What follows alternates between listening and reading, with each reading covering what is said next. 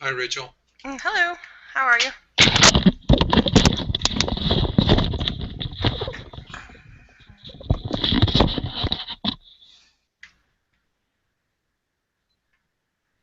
Say something. Hello? Can you hear me?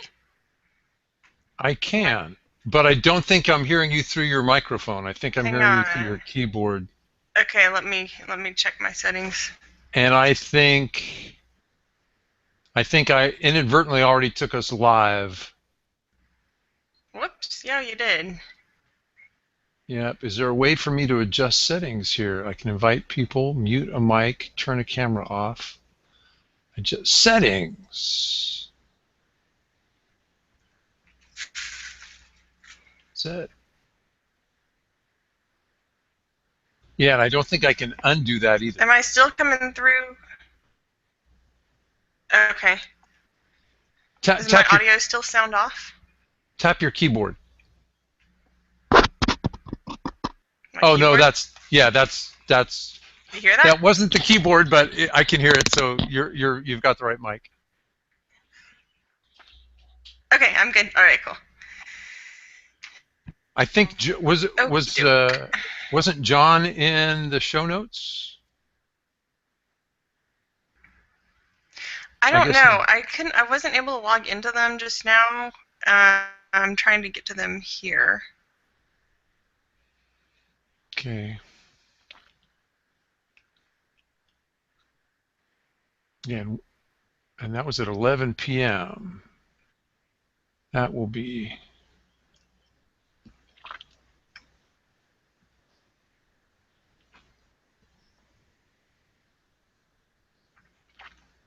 Well, congratulations. Thank you. I've got the audio in Dropbox. I don't think we can play it Sure. easily. Yeah.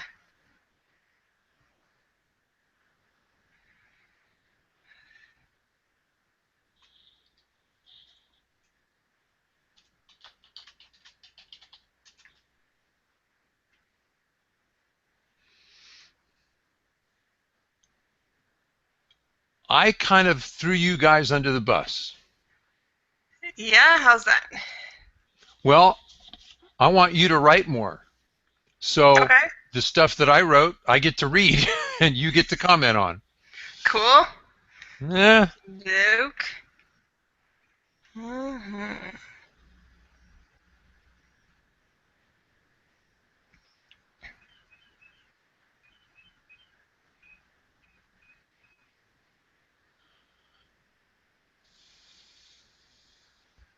um, I heard this on a show recently where for our gun news of the week. Hmm. Would you include your, sort of a short biography? Sure. So introduce yourselves. Yeah. Sure.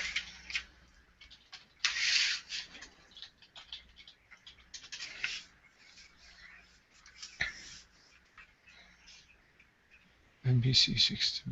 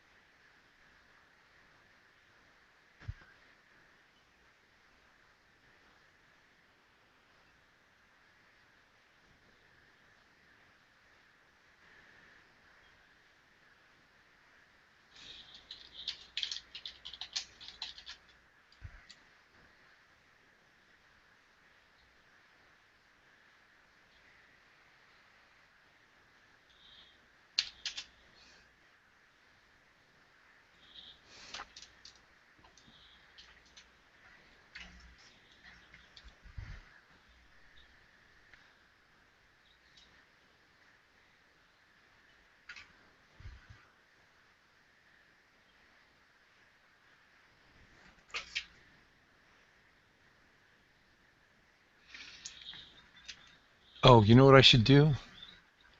I What's should um,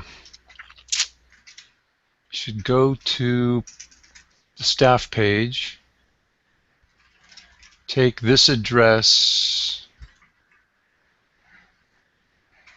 right, go and send this to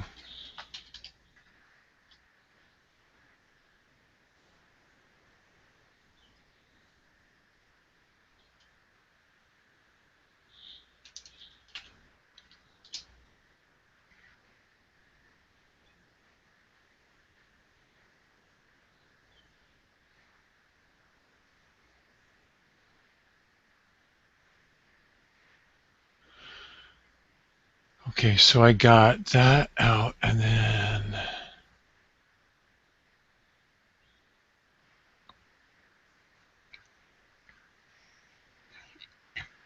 come on.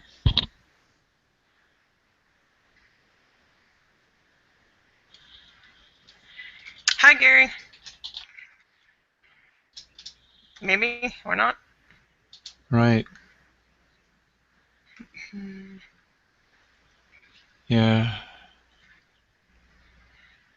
Okay, right there.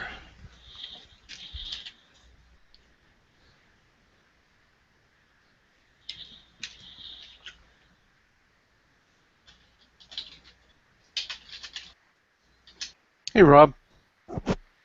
John, Whoa, you're loud there. I'm sorry, sir. That's me, I think. Okay.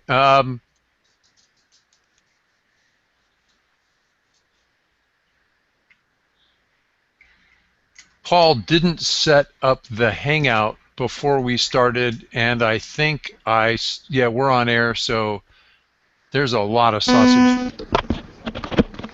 sausage being made. Cool. Hey, Gary.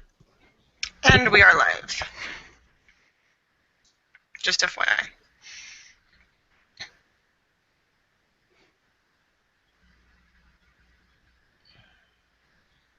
Oh, I need to bring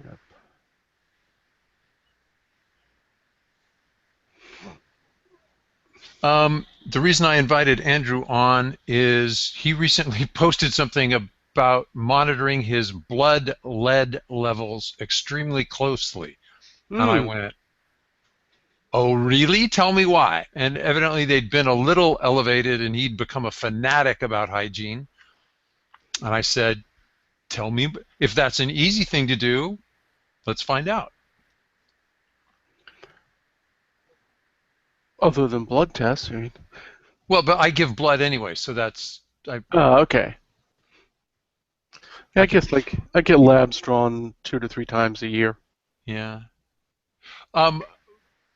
John, in the personal news and notes, I'd like us to treat it like an introduction to new listeners, where we would say, I'm John, what have you done? And introduce yourselves. Well, oh, I'm John Richardson. I shoot, I dance, I sing, I write.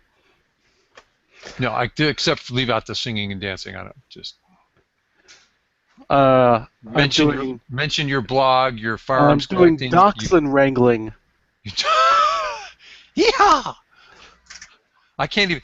We'll need. I can't even yeehaw properly, yes. can I? Tell us how it's done.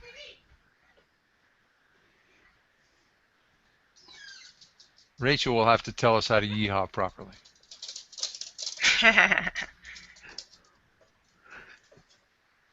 Can you see this one? This is Chipper.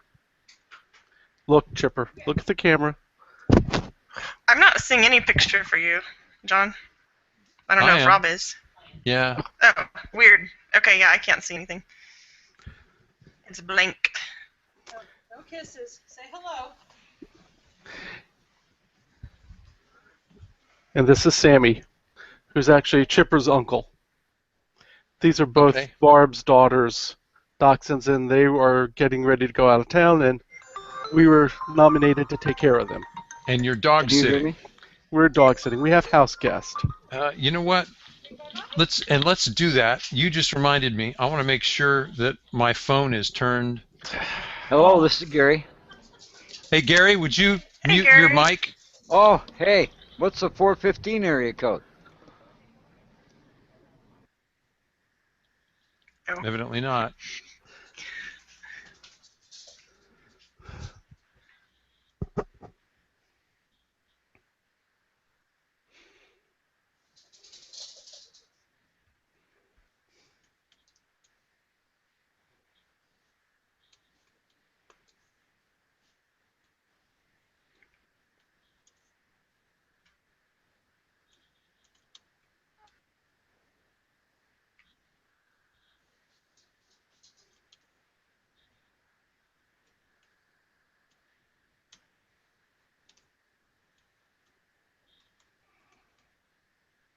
I just checked my messages and figured out I was supposed to do something else at work today. Won't that be fun? Whoops. Yep. Yep. On the other hand, I was gainfully employed all day. There you go. Very nice. Another day, another dollar. One or two.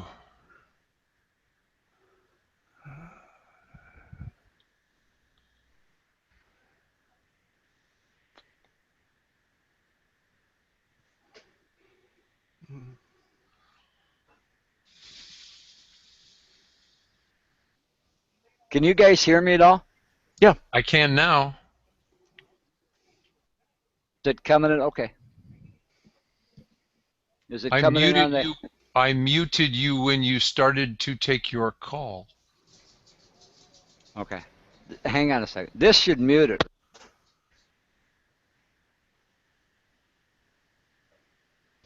Okay.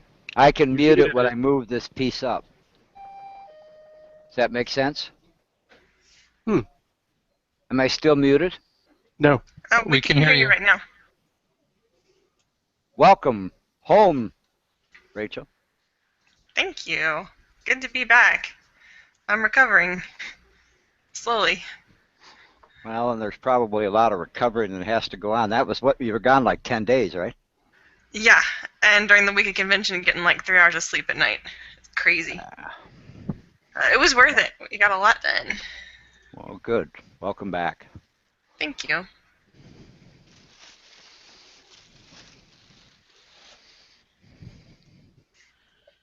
Okay, we've got plenty of news.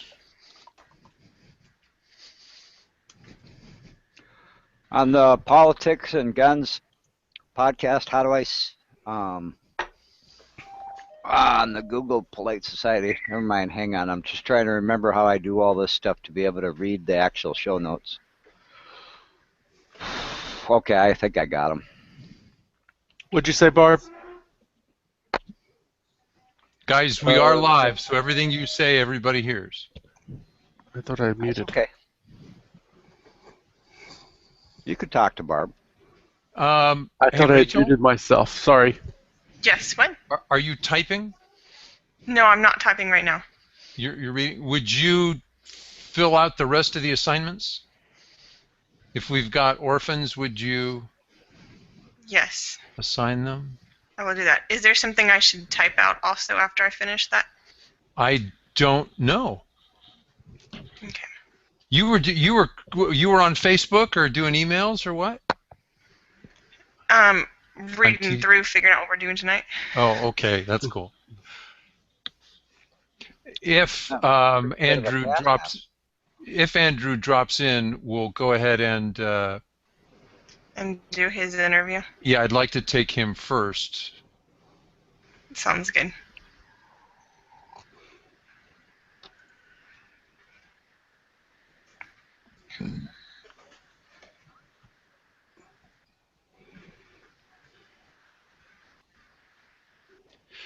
Oh, I should put that down.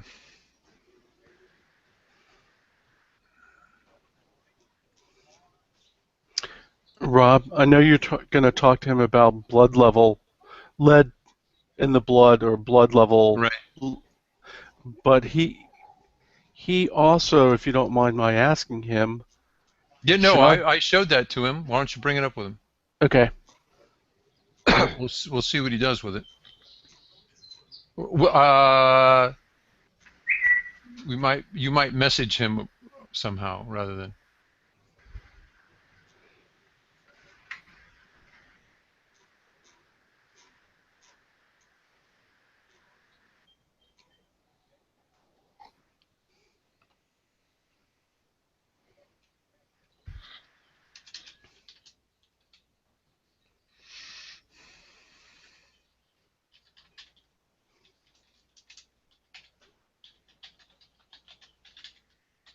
Are you guys picking up any background noise from me?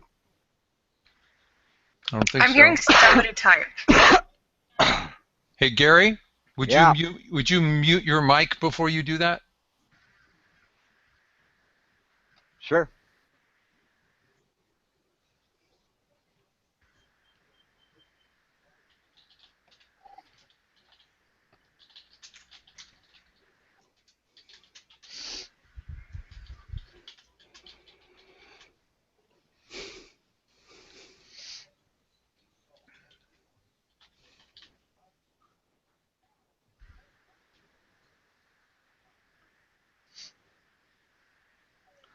Well, Rob, it looks like you guys have everything pretty well set out. What do you mean by set out? You've got names assigned to everything and laid out the whole show pretty much, right? I was just asking Rachel to finish assigning items. Okay. But if you've got ideas about that, take it up with her. No. Nothing in particular. Just trying to read the notes. Okay.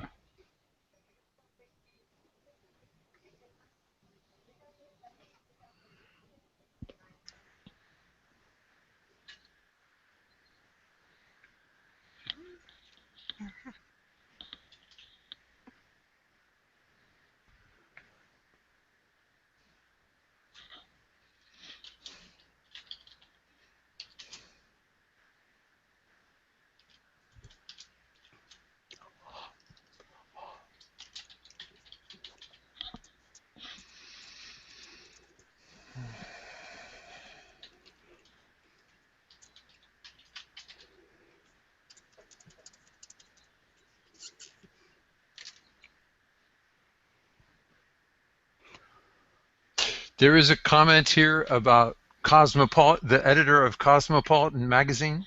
Mm-hmm. There's absolutely nothing I can do with that without being sexist. I'm teasing you, John, or if I give it to you, I'm teasing you, Rachel, if I give it to you. I'll take it. Life's imperfect. I added a new group to our list of local. Thank you. I added Commonwealth Second Amendment.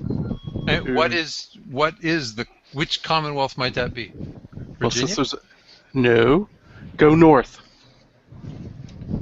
Massachusetts. Maryland? Oh, Massachusetts. There's only 4 Commonwealths. I'm gonna mute my mic for just a second. I'm gonna make a phone call to the guy that wants to be on the show with an opposing opinion we've talked about before. Okay. The one that Paul went kind of crazy on last week, and try to walk him through being able to get up there and watch us live. So let me make sure I have the information right, and then I'll mute my mic for a second. He's going to go to politics, the Polite Society, Politics and Guns podcast. And live. Go to the live link, and it's also on YouTube. Okay. Why do I have 2 Polite Societies up here and I didn't mean to? All right, so I'm there. I'm at politicsandguns.com. Mm-hmm. Live, because I've talked to several people who wanted to watch it live, and all of them had trouble.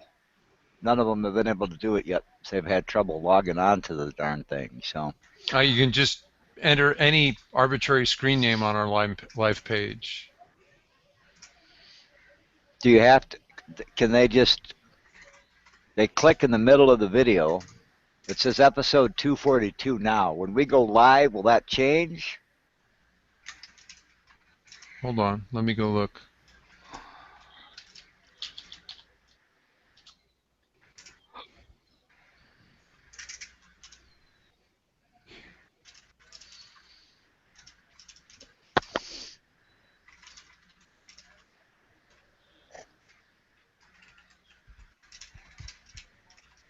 We are live, and I don't know why that's old.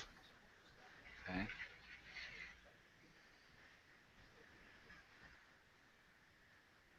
Nope. All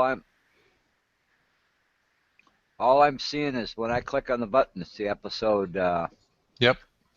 242, and Paul's starting it now. You know, Paul didn't set up this episode, so maybe he didn't include that. Send them to our YouTube page instead. Okay, I didn't know there was a YouTube page, so give me that, and we'll go there. You go to YouTube, search under Polite Society Podcast. YouTube. Okay, and so I didn't set this show up properly, and that's why it's not live. All right, so I'm on YouTube and Polite.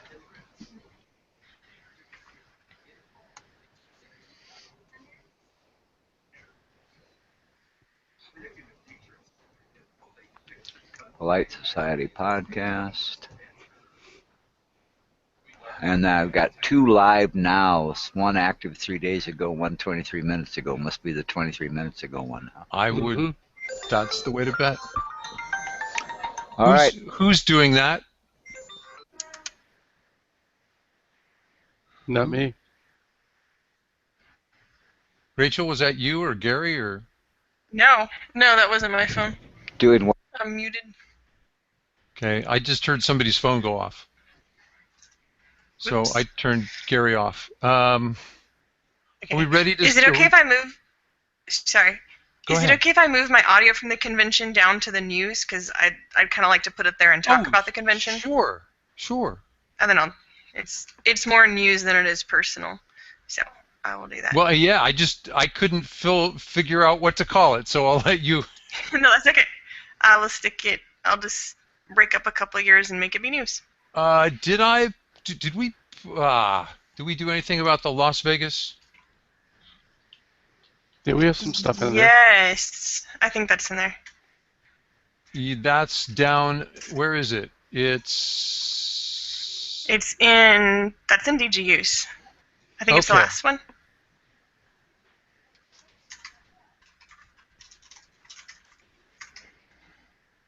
Yeah. Okay, so, and I've also got it listed way up here. Okay, go away. Let me get it out of there. Yeah, Paul wanted to talk about it, and we'll get it out of here.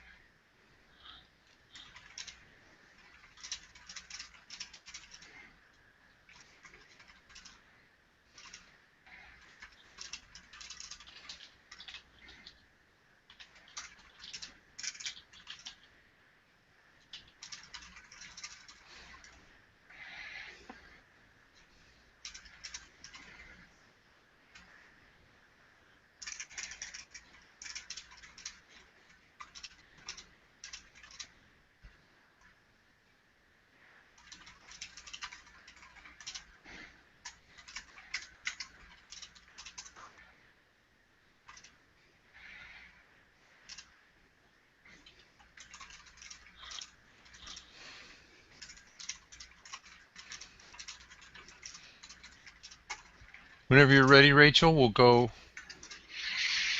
Okay. Do the intro. I gave it to you this week. Awesome. Is Gary back? No. No. Okay.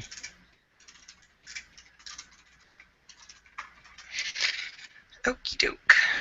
I'm ready. Let's do this. Oh,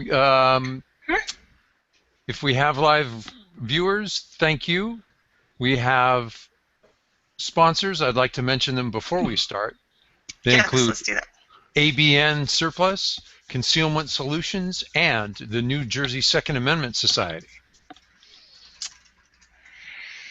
Our live link on our website is not up this week because I set up the podcast and did it wrong.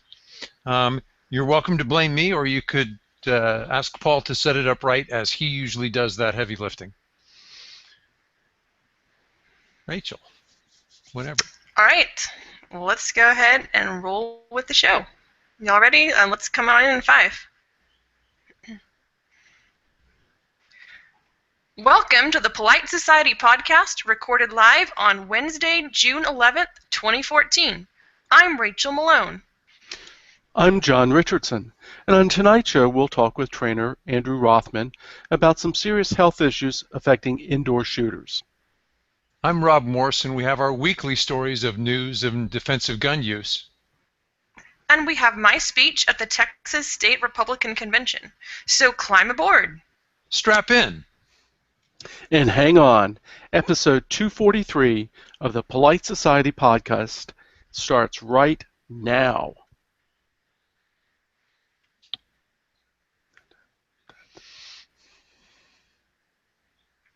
Okay, Rachel, do you want to wing your news, or you're going to type it in? What do you want to do? Okay, I'll do like a news and catch up as well as the bio, right? Is what you wanted? Yeah, just like a quick. Let me bring us back and explain the bio segment, and then I'll hand it to you and give news and your bio any order. You can't do it wrong. And then John and I'll finish up and take us out. Okay, let's do it. 5 seconds.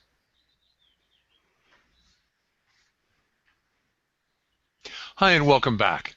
This is our personal segment where we catch up on what we've been doing during the week, usually gun related. Some new listeners asked us about who we are, so we're going to include a short bio section for each of the co-hosts. Rachel, what have you been doing with guns this week? Well, this past week, I've been trying to rest up and put politics on hold because I had so much of them last week. But since I've been on the podcast, I've traveled all across the state of Texas. I went all the way up to Amarillo for my sister's high school graduation. Was so proud of her. She got a scholarship, not just for academic merit, but for leadership and being basically the top of her class and just being the kind of person everybody else looked up to and showing that kind of character. So I was super proud of her, and really thankful for Cal Farley's Boys Ranch for being a safe place for her and for so many other kids who don't have a place to call home. Mm-hmm. So that was a week and a half ago. Then I went straight to Fort Worth for the Republican Party of Texas State Convention, which is the largest political convention in the world. And it was so much fun to see so many people I knew there. I mean, I couldn't go more than a few yards before I'd bump into somebody else I knew. Most of them are activists who are networked with me. A lot of them people I've trained. So it was fun, but it was so rewarding to see the results of work. And I'm going to be sharing later on in the news section what we actually did there, because we accomplished some groundbreaking things that I'm super excited about. So since then, I came back and have been trying to rest up and now just regrouping and gearing up for the legislative session. It doesn't start until January, but it is already time to be working hard, getting ready for that. So that's my news. How about the bio part? Yeah, the bio part. Okay, for our new listeners, I'm Rachel Malone. I am founder and director of Texas Firearms Freedom, which is a gun rights organization that's designed to help Texans be able to stand up for gun rights, to equip them, teach them the processes of becoming involved. I'm a lifelong Texan. I was trained as a classical musician, and that's what I do for a living. I'm a freelance musician in the Austin area. I got into guns and shooting actually after I was in my 20s, which is late for most people being so involved. And I got involved when I was, I guess, when I got my CHL. That was my first step into it, and then I became involved in Project Appleseed and learned to shoot rifles and learned to be an instructor. I'm now a CHL instructor, and I'm on staff with Battle Road USA, which is also where I've received tactical training, and I work pretty closely with those guys there. That's here in Central Texas too. So that's pretty much my background. And then, as I mentioned, I run Texas Firearms Freedom, which is the political side of things, and I network with a whole lot of other groups all across Texas, just working on Texan gun rights. Did you leave out being a shoot boss?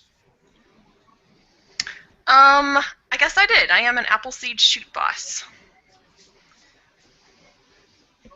John, I can't Anything come else I left anywhere. out? I can't come anywhere near a pedigree or activities like that. Can you?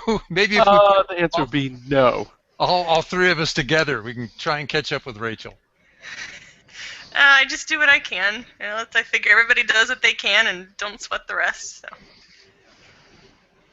John, how's your week been? Well, it's been interesting. We have house guests, as I call them, four-legged house guests. We're house sitting for the next 2 weeks. My stepdaughter's dachshunds, because she's about ready to go off to Cozumel. And it's tough, but somebody's got to do it. And they're cute as can be. So really haven't gotten out to do any shooting this week. We're just playing mommy and daddy to puppies. All right. So, but insofar as my introduction, I'm John Richardson. I'm a certified financial planner here in North Carolina.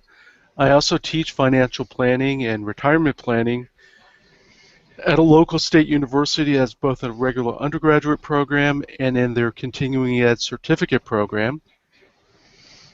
In my free time, I am a gun blogger. I blog at No Lawyers, Only Guns and Money. I have my Curios and Relics FFL, and I collect, not as much recently, but in the past I've been collecting older military rifles, especially Swedish Mausers, Swiss K31 Schmidt-Rubens, and of course U.S. guns. And I do it because of the history. Every one of these old rifles has a history. And with the Swiss rifles, you can pull off the butt plate and often find a little tag saying who was the Swiss Army soldier who had that rifle, and it tells their unit. And since in the Swiss Army, everybody, all able-bodied men are in it, and I think until the age of 65, these were guns that they kept at home for when they would be mobilized, and then they would shoot on a regular basis. So I like it for the history. Plus, that's pretty cool.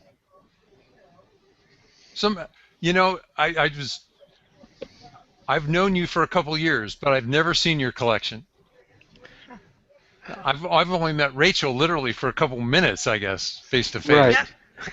Well, you actually have a part of my old collection with the Mosin Nagant. I do. And I do. And unlike most Mosins, it's actually a finished Mosin. It is. I did I tell you about how the sites work? We'll do that after the recording. Okay. I'm Rob Morse. Let's see. Paul pulled me onto this podcast because I was commenting on California politics and firearms, and I did that about 3 times, and then he invited me on as a regular co-host. I write about gun rights at AmmoLand and at Gun Rights Magazine. Obviously, now I podcast twice a week on the Polite Society podcast. I write a weekly column at Clash Daily and post on my blog called Slow Facts, which, just like our tips and tricks segment, I have no idea why I choose names I can't pronounce. I recently became an NRA basic pistol instructor, and I get to speak publicly on gun rights whenever someone will give me an audience. This last week I was on Armed American Radio. Mark Walters is the host, and George Hill was on there with him. We've had George on the Polite Society podcast before. We talked about my blog post where we discussed the good intentions and bad tactics of Open Carry Texas. That took 2 segments. One of our listeners to the Polite Society podcast wrote in about Open Carry Texas. So I'm sure we're going to talk about that more when we get to the email segment. Have you had to do much with guns this week?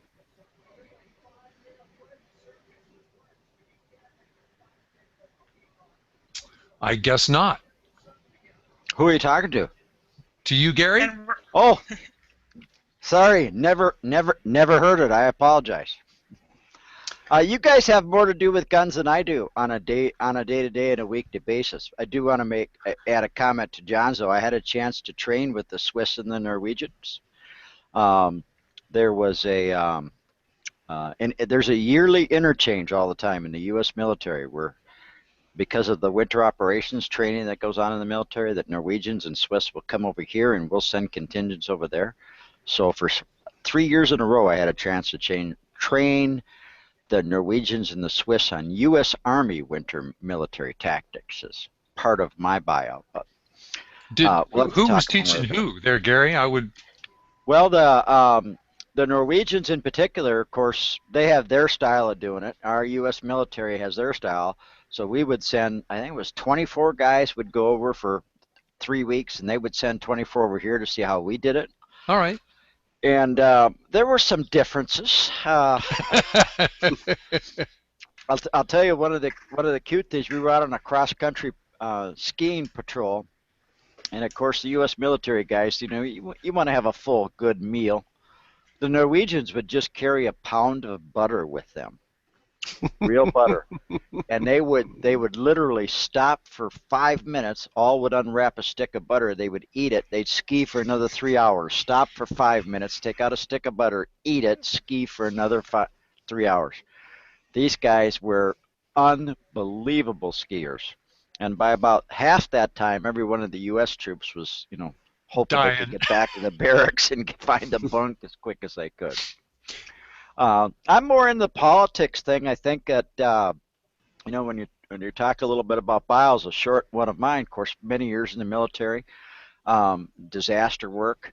I'm not a shooter. I am not a gun collector. I am a prepper, and I've spent a lot of time teaching professionally throughout the United States on outdoors and survival techniques, that type of thing, which eventually led me to from the military to disaster work here to ABN Army Surplus, and we do a lot of that here, which encompasses that whole community of gun owners, Bill of Rights type folks, with a variety. I mean, just about every organization you could possibly come up with comes through the door.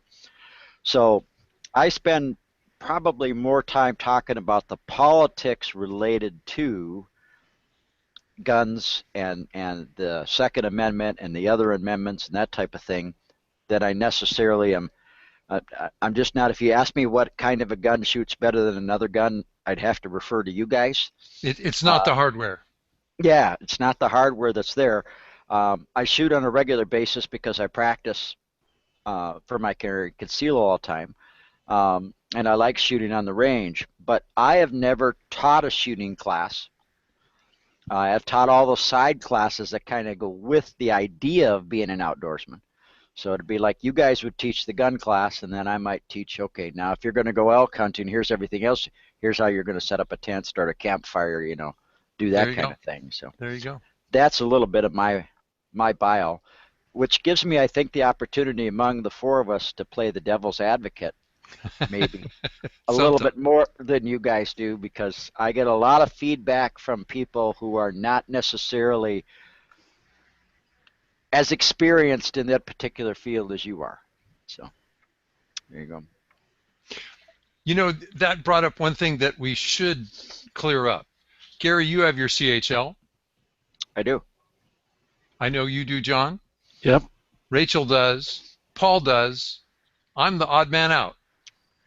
I can get one for out of state, but I can't get one in my state of California, at least till this lawsuit goes through, which is probably why I was so interested in the politics side of politics and guns.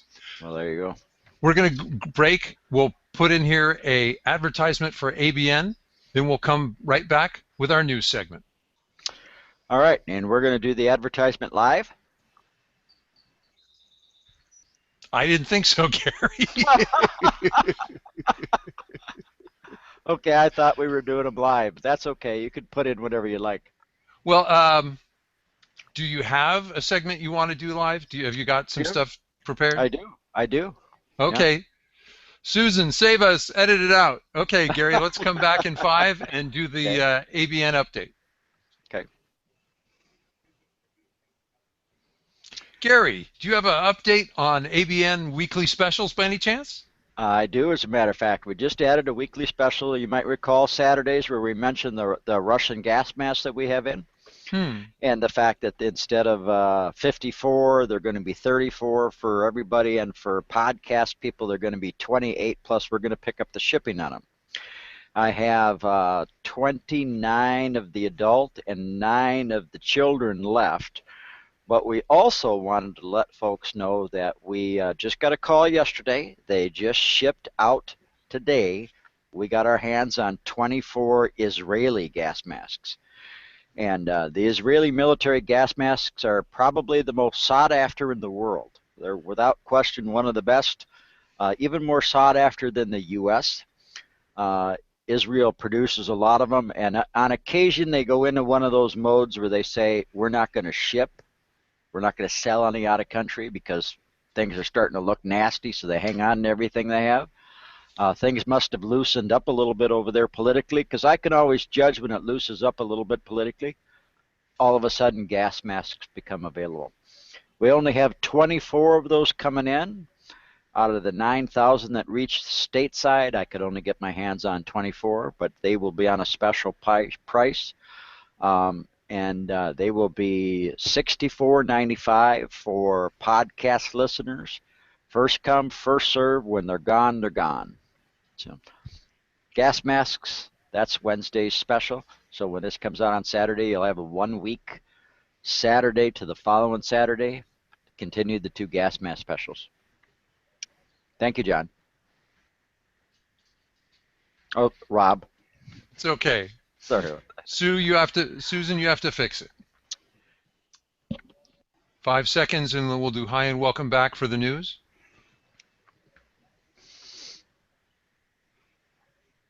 Hi and welcome back. This is our news segment. We'll jump right in. Families worried about mentally unstable loved ones hurting themselves or others would now be able to seek a court order to take firearms away under a bill introduced Thursday in, you've guessed it, New Jersey. There were only a few possible choices. And I quote, families or close friends are those who know best if someone has reached the point where they are mentally ill and violent and prone to violence. That's a quote from the bill's sponsor, Democrat Senator Richard Cody of Essex, New Jersey. I continue the quote, you can look at our ongoing history over the last 10 years. Aurora, Columbine, more recently California. Clearly, those people were severely mentally ill, needed help, and should not have had guns in their possession. Close quote. And that's what they say, anyway. New Jersey civil rights advocates said the wording of the bill is not yet public, but they hoped any legislation would allow for complete due process and the respect of constitutional rights by trial and, constitutional right of trial by jury and the presumption of innocence. I have a different take on it. Personally, this is a call your neighbor into the cops so they come and take his guns away. How many people have had an argument over a back fence and want to somehow inconvenience their neighbor. This is the great way to do it. I can drop a phone call on you, and it's going to cost you thousands if you can get your guns back at all. Another approach is if you were a criminal who wanted to disarm an intended victim, say a shopkeeper who keeps a gun in his shop, but who wouldn't pay protection money to you. This is ripe for the ability to for misuse. I wonder what the ACLU will say about it. You guys have any thoughts? I sure do. I think you're right on, Rob. It's easy for media to paint this as, you know, this kind, loving way to help take care of relatives. But I think what we should really be asking is who should have authority to decide who gets to keep and bear arms. Who gets to defend themselves and who gets left as a disarmed victim? Okay, and I'm going to jump in here, Rachel. Perfect statement. Who has the authority? We talked about this a little bit, I think, last week. At some point or another, whether or not we like it as gun owners and as second rights supporters, this issue is going to become more to the forefront. So you're right, who has the authority, but at some point somebody's going to have to. It's not a either or, 100% one way or 100% the other. Dealing with the mental illness that is prevalent among those people who are doing the shooting is something we're going to have to address as a Second Rights Amendment group, and as a gun owners group, we're going to have to address that. Somebody, someplace, somehow is going to have that authority. And if we don't participate in the conversation, eventually, like in New Jersey, you may have that conversation completely taken out of our hands. That's my worry. I'm more worried that because we aren't offering alternatives and assistance to try and deal with those issues, but rather just saying, no, you can't do that, that the conversation's simply going to get taken out of our hands entirely, and we're going to lose another right in order for somebody to have some security. That's my worry. Well, I think actually some of those on our side have actually proposed bills, especially in the U.S. Senate, where they did try to address it, but they also tried to put in safeguards that would say that the person had to be adjudicated. They had to go before a judge. There had to be civil rights, the presumption of due process, and other civil rights. The bill got nowhere because Harry Reid decided he didn't want to see it. He'd rather go with Manchin Toomey or something even worse.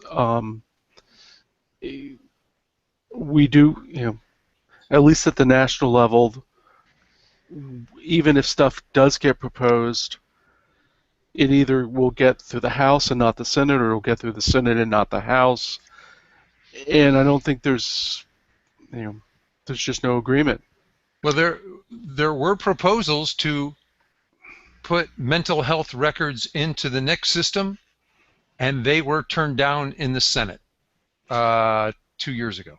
And I will say that the National Shooting Sports Foundation has been working very hard to get states to put the mental health records in the NICS system. They call it Fix NICS. And barely every other week or so there was some announcement about one state or another that is finally getting on board. Many states have not, and that's the problem. So it's not like we're ignoring it. It's that sometimes bureaucracies move slow, legislatures move slow, and then there's political gridlock. Yeah, and I agree that I think that's a problem on both sides, because I'm sure, as we would all agree, there's a fairly large contingent of liberals within the national political system who would like us to have no guns, and if they could get it through the system, they would get it through the system. So there's the arguments on both sides. I just think we have to remember that there are lots of problems that go along with, there are lots of responsibilities that go along with the rights. And we have to be as active at trying to make sure that the responsibilities are there as well as the rights are there. You reminded me of something that the Jews for the Preservation of Firearms Ownership put out. It's called the 5 Kosher Gun Laws. Number 2 in this list is that, and I quote, people who are mentally unfit to handle their own affairs may not bear arms. Good. I agree. That's pretty terse. Yeah, and it should be, and I agree there should be some adjudication that deals with that, because Lord knows I'm the kind of person that every neighbor I ever have given would drop the dime on you? Would drop the dime on me in a heartbeat. Good conversation. Well, moving on, why don't we move on to Michigan, where it seems as though they get it, where it's either that or it's simply election year pandering. Michigan's Republican-led Senate approved legislation to eliminate county gun boards. They would have county clerks issue concealed carry permits and require state police to perform the accompanying background checks. Sponsoring Senator Mike Green, Republican from Mayville, says his proposal would make Michigan a true shall-issue state for concealed carry licenses by cutting red tape and cost, or a process that often takes longer than the 60-day limit allowed by current law. Michigan is currently the only state left with county gun boards. The bill would require county clerks to respond to any application within 45 days after fingerprints are taken. It would also lower the CPL, concealed pistol license application fee, from $105 to $90.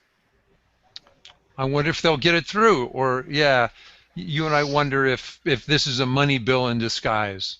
But that's the cynic in me.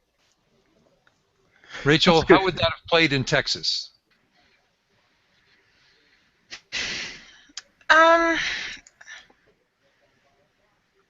I don't know. I mean, Texas is a shall-issue state. If someone put up a rule to say that they had to issue permits for or against in a specific amount of time, that it was being abused currently, and they lowered the fees, is that the sort of thing that would just be used to raise campaign money for people to campaign for it and some to campaign against it? Or do you think it would be a sincere bill? Or is there such a thing? I don't know. It's hard to say. Is there such a thing as a sincere bill? I agree Texas law is different enough. I'm having a hard time comparing it. Okay. I mean, Texas law, we do have time limits. Our fee is more than this. Our fee is $140. It's kind of a different ballpark. It's hard to compare it. Okay. Wow, I didn't realize Texas was so expensive. Yeah. It is, Gary, and people are having to wait now for several months. Oh. So Gary, it's isn't it pretty backed up. $5? Mm-hmm. Don't you pay $5 in South Dakota? In South Dakota, I had to renew mine, so I went in Monday morning. I think it was Monday morning. What day is today? Tuesday? Yeah, Monday morning. And I filled out my FBI background check. Got to do that. And I will be either yes or no by next Tuesday, and it cost us $10. So they have 8 days with which to process. The one thing that is new that in past I've never had to do before now is you have to fill out a form that they send to the South Dakota Social Health and Services Division in Pierre to check and see if you've ever had a spousal complaint against you.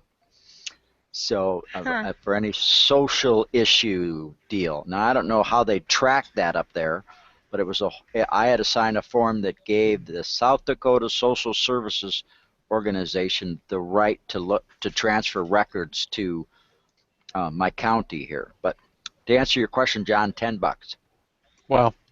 Yeah, Texas is totally different ballpark because they do have a thorough background check. No matter what county or state you've lived in, they will go and dig up everything on you.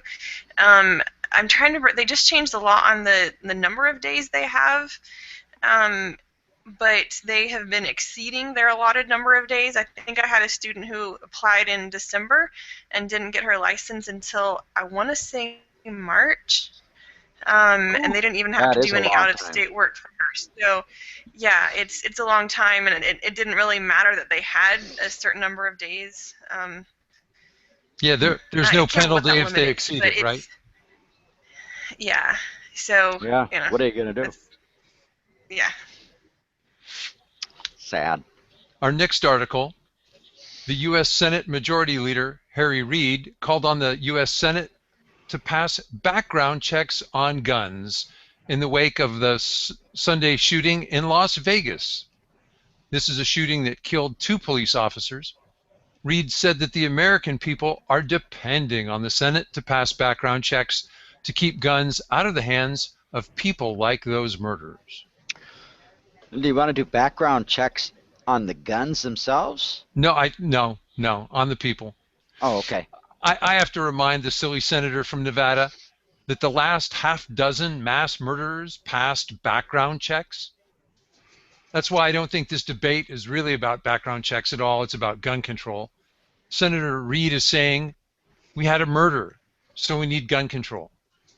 The murderer used, at least the one in California, used a car, a knife, a gun, so we need gun control. The sun came up and went down in Nevada. I need campaign cash, so we need gun control. Reid wants more money from his gun control political contributors, so we need more gun control legislation. Same money bill.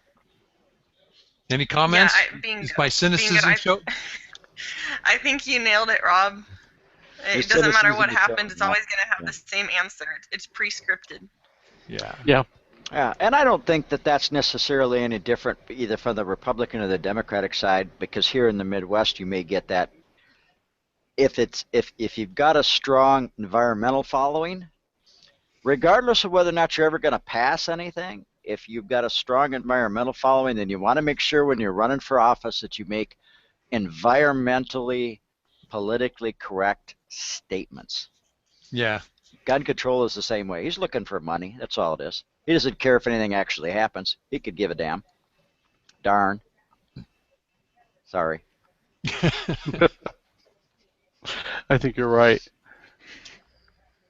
Well, on Monday, President Obama participated in a forum on the blogging site Tumblr.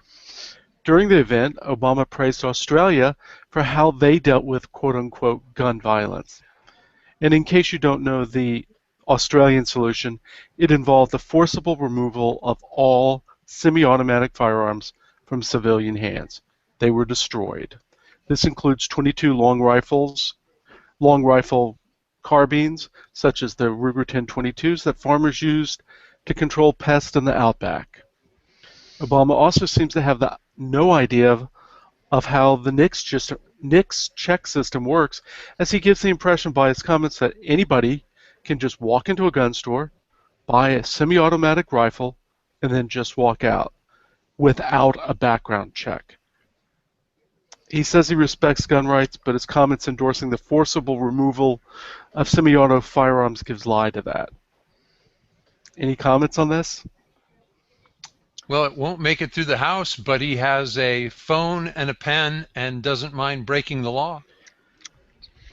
Indeed. I think it goes to show how you can't trust somebody's word on, them saying they support the Second Amendment and they say they support gun rights. Classic example. I have a lot of activists who'll write into me or call me and say, hey, so-and-so just made this great statement that they support the Second Amendment. I think they're a good candidate. And I say, hey, let's take that a little bit deeper. Let's see what they actually mean by I support the Second Amendment. For a lot of politicians, I think I'm supported by the Second Amendment. I want you to think I do. I call them butters, and I say we should give them the Butter Award. Oh, that's I support it, but. Yeah, the sad thing is, President Obama really, he just doesn't understand how it even works, and yet he's proposing so-called solutions for something that is, he thinks, oh yeah, you just go down to your corner gun store, pick any gun you want, and walk out, no checks. And it's our America's FBI that's actually running a background check on people. It's kind of like the old days when they criticized George H.W. Bush because he didn't understand about scanners in the checkout line. Yeah. I remember that too. Yeah. I mean, it's really no difference. I think he is a prime example, almost a poster child for political correctness. And when people look back at it 200 years from now and they want to look at up in the dictionary a definition for political correctness when it's no longer a term used on a day-to-day basis, our president's picture will be right there in the dictionary. This will be the definition of political correctness. Because he says simply, whatever it is that's going to make the news today and try to make his followers follow him. The blessing I think we have is that in gun control and in Obamacare and the rest of the stuff, he's losing a lot of ground. He is not near as popular as he was on his side. The people who supported him aren't getting behind him in anything. Many of his words now are just rhetoric, simple, empty rhetoric. Next 2 years, I think that's all we'll hear is just simple things, same things being played over and over and over again. But I don't think they have much value now. This next election is going to substantially change the face of Congress and the face of the Senate. And there's going to be a whole new debate this time next year. And he's not going to be in it. We'll see. I hope. It's a long way to November for me. There's a concealed carry petition that was started by radio host Tom Gresham. If you don't know Tom, he's the man behind Gun Talk Radio and Gun Talk TV. The petition asks Target stores to continue allow concealed carry in their stores. If we lose our privileges, we can lose our privileges if gun owners sit silently. We have the link to the petition in our show notes. I've promoted it online. I'm promoting it here. Anyone else seen it or signed it? I definitely have. I've seen it around all the gun groups here in Texas. They're definitely circulating it. They do a really good job of keeping on top of petitions like that. So and with that, we've reached the end of our segment, but not the end of our news. So we're going to go ahead and take a quick break. Stay with us. When we come back, I'm going to give an update on the RPT State Convention that I was a delegate in last week. So stay with us. We'll be right back after this.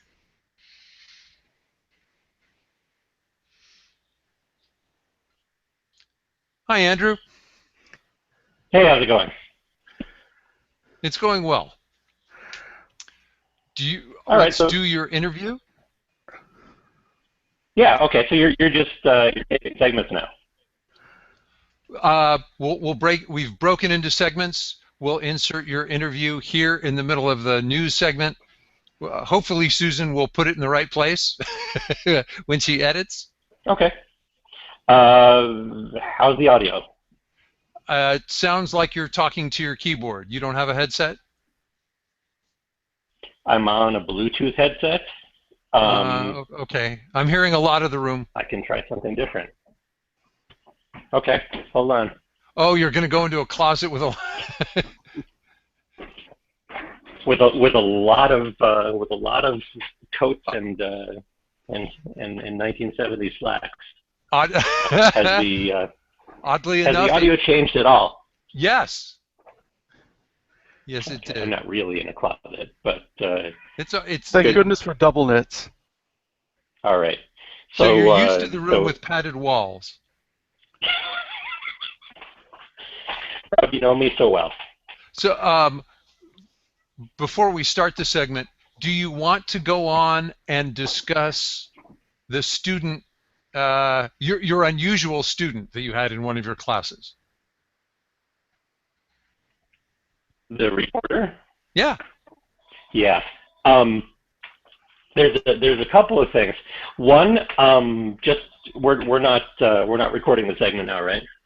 We are, and it's going on or YouTube. Are we? We are. It's being put on YouTube, but we're not recording it for the podcast. So you don't need to explain. You probably just want to give me a yes or no answer.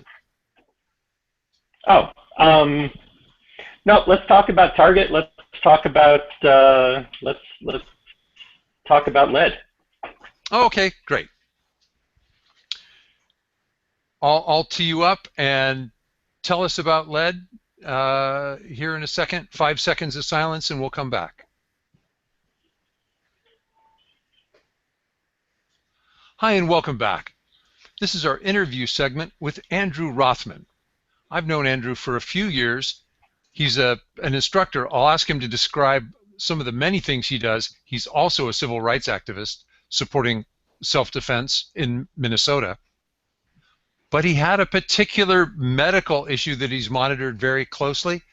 Andrew, tell me about lead levels and hygiene. You are my go-to guy right now. Well, when we shoot, we're exposed to a lot of lead. The bullets are made out of lead. There are lead salts that are generated by the primers. And so lead is all around us. Lead is heavy metal like mercury, and it's bad for us. It's not so bad on the outside, but it's very bad on the inside. I tell my students it's bad for us, but it's even worse for our kids, for our pets, for our small animals, because it has a disproportionately larger effect on smaller creatures and creatures that are still growing. And so we have to be really careful. When you shoot a round of ammunition, you're putting that smoke in the air, and there's lead dust in that smoke, and there are lead salts that are sprayed in every direction when we shoot. And that flies in the air, and it settles down on our hair and on our clothing, on our skin, and falls on the floor. Then we walk through it when we're at the range. It's particularly an issue when you're shooting at an indoor range because it's very concentrated right in there. Good ranges have ventilation systems which try to push most of that lead dust downrange into filters and outside. But the reality is we are going to get some on us. Our job is to keep it on the outside and not on the inside. There's a number of things you have to do. First of all, when you're done shooting, once you start shooting, I should say, no eating, no drinking, no smoking until you've washed your hands and face. Especially if you've got facial hair, you want to make really sure that you do a good job, that you clean out that filter before you get it on the inside. So no eating, no drinking, no smoking until you've washed up. When you wash up, you should wash up with tepid water, cool water, not hot water. Hot water opens up the pores in your skin. Cool water keeps those pores closed so that the lead doesn't get absorbed through the pores. When you go home, you've got that lead dust all over your shoes. You've been walking through it on the range. You want to take off your shoes before you go into the house. Before you flop down on the couch, before you give the kids or the wife a hug, you want to make sure that you change out of those clothes that have the lead dust on them. Put them in the hamper. The laundry will wash it right out. Lead is heavy. It goes right down the drain. Before you go to sleep, and this is less and less of a problem for me as I age and I'm male, you need to take a shower, wash your hair, because otherwise your hair is a great filter medium for holding on to that lead dust. You lay down on your pillow and then you're sucking that lead in all night. I tell my students if you do any amount of shooting, if you solder electronics, if you cast bullets or toy soldiers, it's a good idea to add a lead test to your annual physical exam. It's inexpensive, it's cheap or free with most insurance, and it's a good way of finding out where you're sitting. Lead levels in the blood are measured in microliters per micrograms per deciliter. Yeah. It's parts per 10 million is what it means. And so OSHA gets concerned if you work with lead and you get above 40 on that scale. When I've been shooting for several years, I started measuring, and my measurement varied between 8 or 9 up to 15 at one point. I was pretty concerned about that. Just this year, I talked to the lab, and it took about 3 days of arguing with them, but they finally disclosed the accuracy of their tests. And under 40 micrograms per deciliter, it's plus or minus 4, which means that my readings of 8, 9, 10, 11, 12, 13, 14, 15 really could have all been the same measure. Yes. And they're about a third to a fourth of the level that OSHA gets worried about. Now, medical doctors say the lower the better, and So it's a really good idea to continue to follow that and to monitor it so that if you do see that level creeping up, it gives you some idea that you need to change your habits. Andrew, you monitored it. Did you, as you saw it rise, were you more diligent in your hygiene practices in order to lower it again? I did, and although between 10 and 15, I don't have any guarantees that it actually went down. We're just guessing because of the large wing bars on those measurements. Right. But I did. I stepped it up in how thoroughly I washed and how quickly I showered when I came home from the range. I also changed the way that I play, or the way that I pick up brass. Like a lot of shooters, I recycle my brass and I reload it. You need to make sure that if you are a reloader that you do any of that brass tumbling out of doors and not in an enclosed space.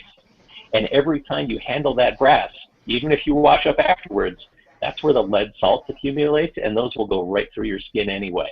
And so it's a good idea when you're scooping up lead that you do that with gloves on. So not only shooting, but reloading is a source of exposure.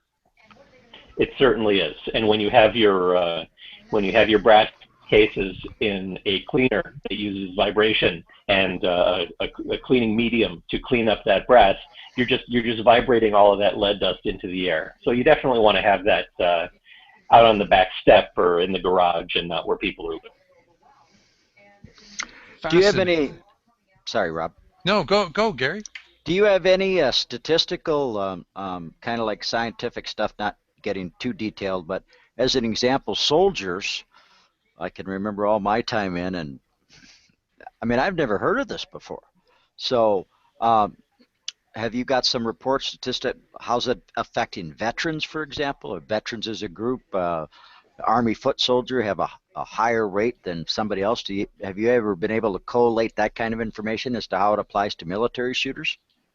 I actually haven't gone looking for that. It'd be really interesting to see if the VA is doing lead tests on veterans and whether the military medical establishment is testing lead in its soldiers. That'd be a very interesting avenue of research.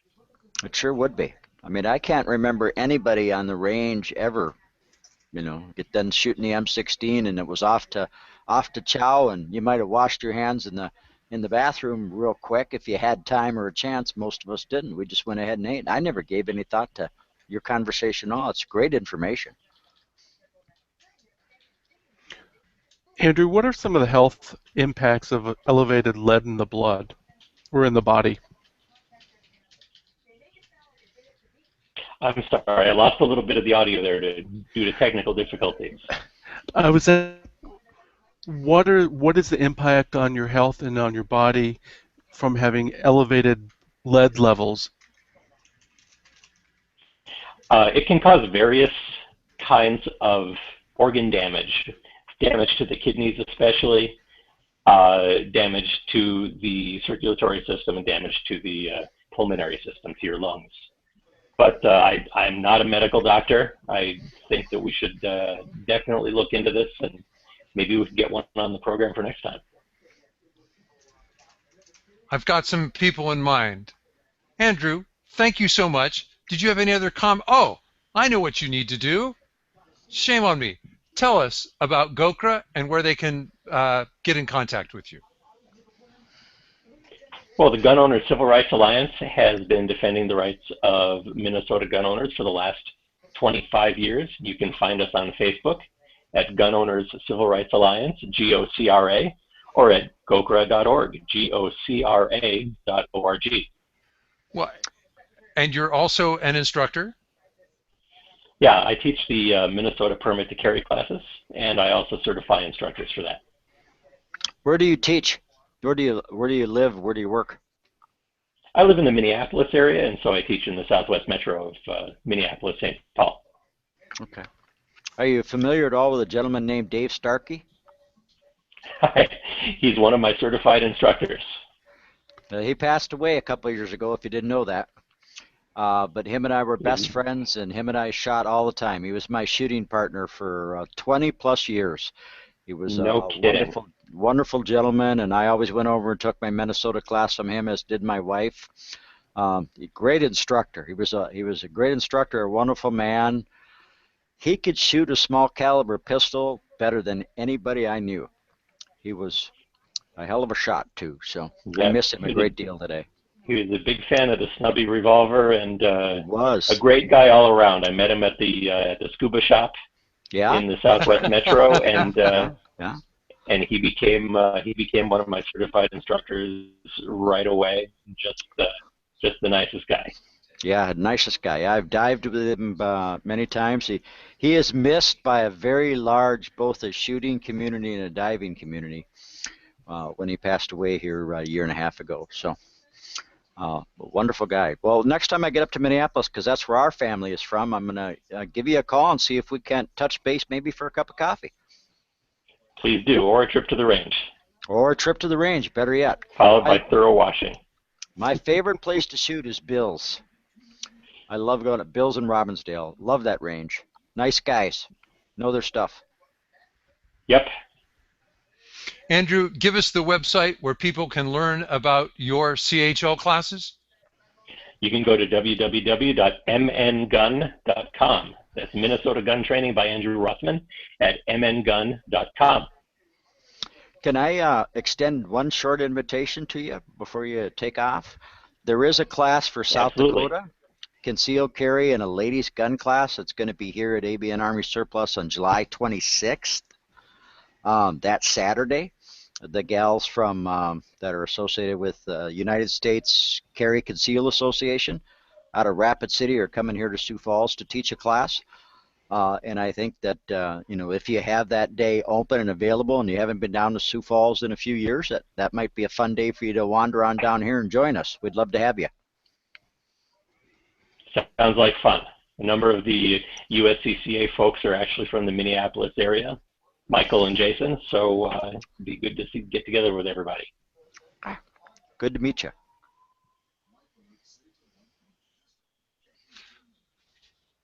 Okay, Andrew. Thanks so much. No problem. You have a good one. Okay. Take care. Thanks a lot. Sure. Goodbye. Rachel, can you say something? I can't tell if you're muted. Yes. Oh, yes. Can you hear me now? Yes. Yes, yeah, okay. It shows that on my control board, it shows that you're muted. Say what, ma'am? No.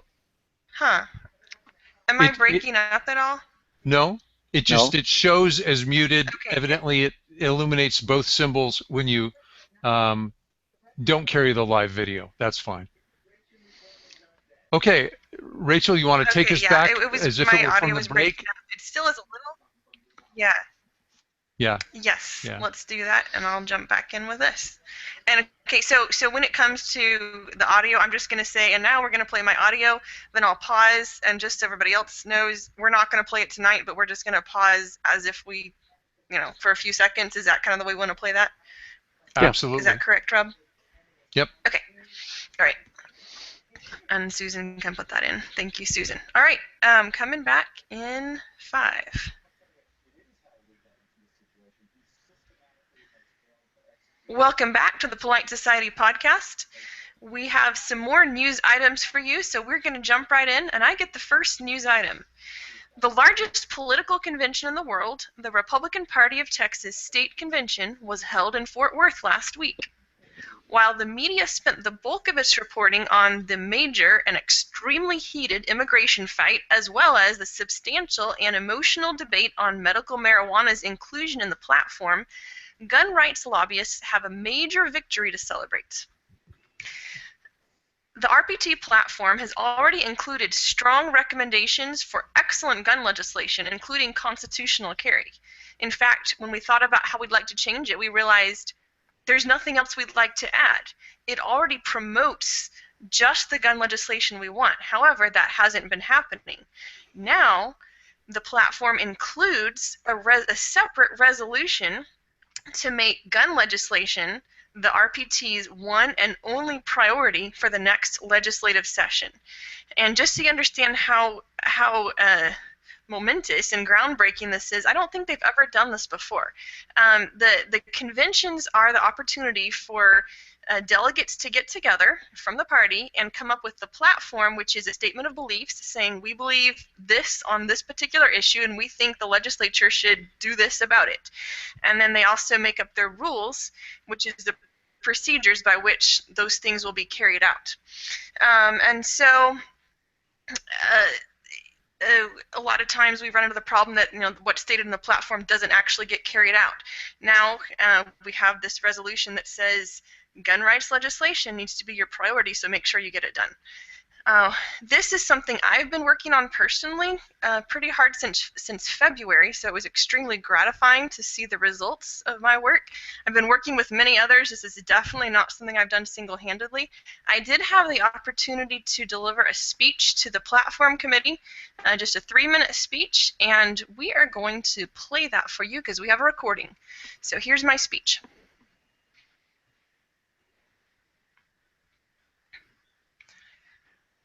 Okay. Being a delegate, sorry, should I move on?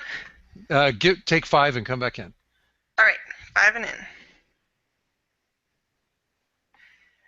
Being a delegate at the convention consisted of a few brief moments where I got to actually present a rousing speech and a lot of sitting through meetings, holding committee members accountable by reporting their votes, and hours on end of standing in line, writing speeches, and then never getting to deliver them because someone used procedural maneuvering to cut things off before I got to the mic.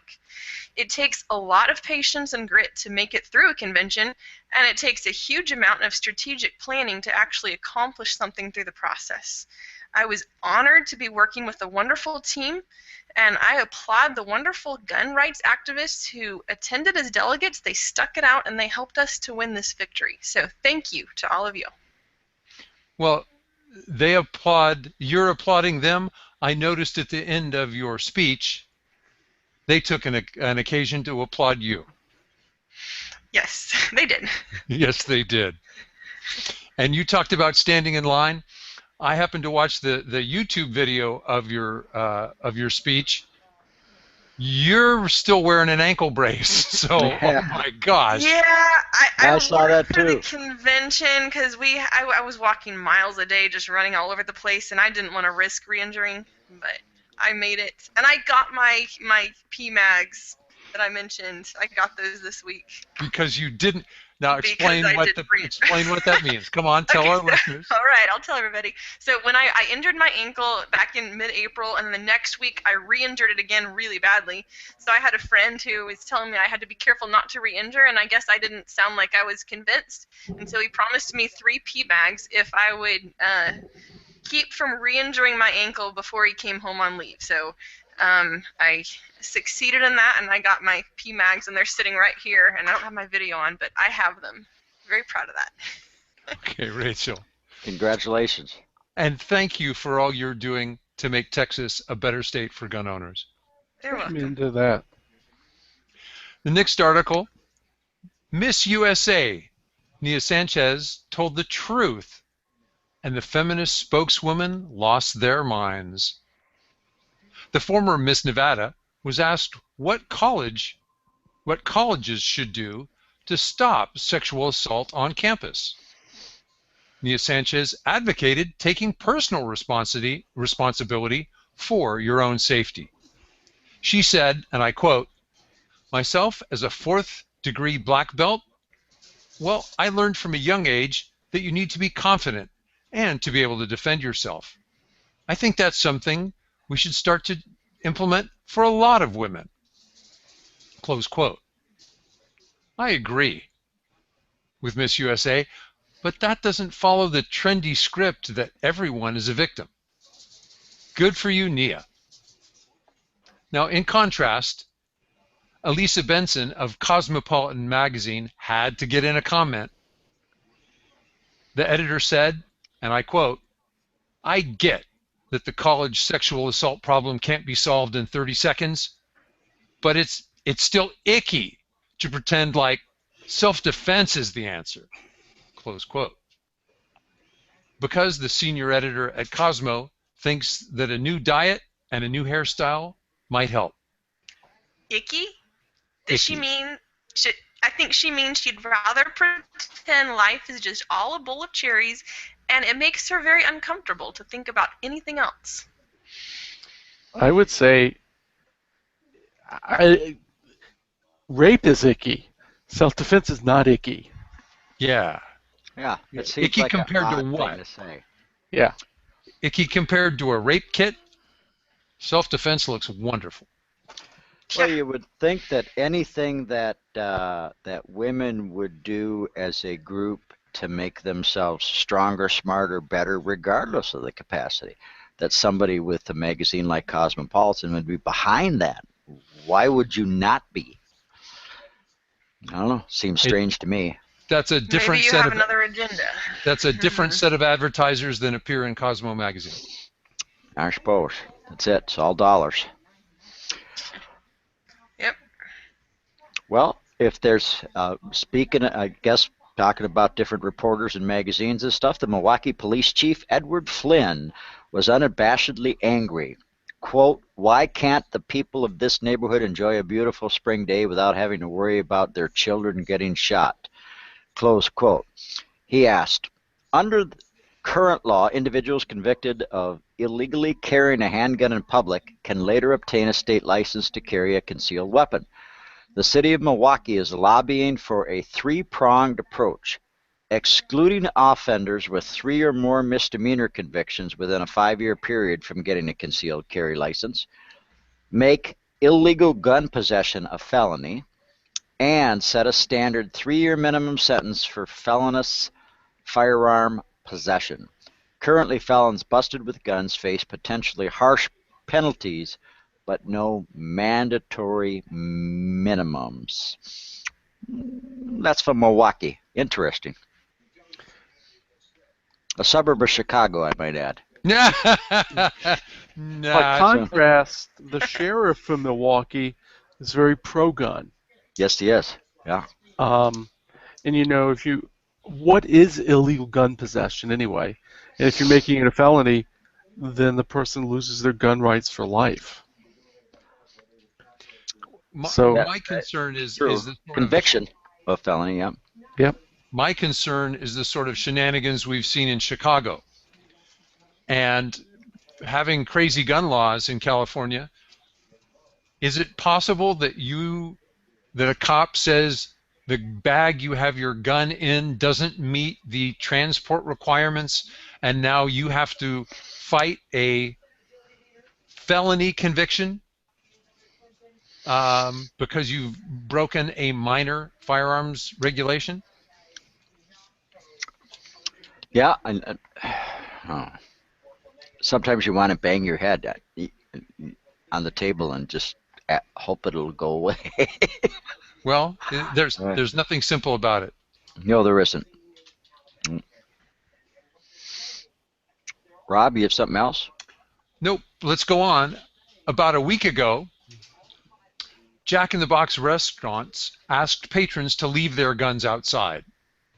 It isn't surprising, then, that the fast food chain was robbed again and again and again. The latest was an early morning robbery in Houston. It follows on the heels of 3 other robberies, including a robbery in Tennessee, where people were shot by the thugs. So now I've got to ask you, how is that personalized gun-free zone working for you guys? Yeah. Yeah? Well, yeah. Please amplify a little bit. Gun-free zones. Gun-free zones are not gun-free zones. I think it's working great for the poor starving criminals who, need some fast food. And as I have mentioned before, you guys are way into the information that goes along with guns, much more so than I am. But following politics the way I do, avidly, I have never been able to understand that. I don't know where the mentality came from, and I have never been able to understand even remotely the argument that a gun-free zone has any value. So regardless of the political bent of the individual requesting it, stating it, hoping that there are more gun-free zones, is there ever? I mean, I don't even know how it got started. How possibly could two people have gotten up one morning, put their feet on the floor next to their bed, and said, "I know. Let's talk about gun-free zones with a new thing, and this will be really great, and then I'll get elected, vice president of the PTA." Does anybody know where the history of this idea of making a gun-free zone came from? Yeah, I can tell you exactly how it happens. Please. Essentially, it's people who refused to face it, and they wanted to come up with something that makes them feel better as they refuse to face reality.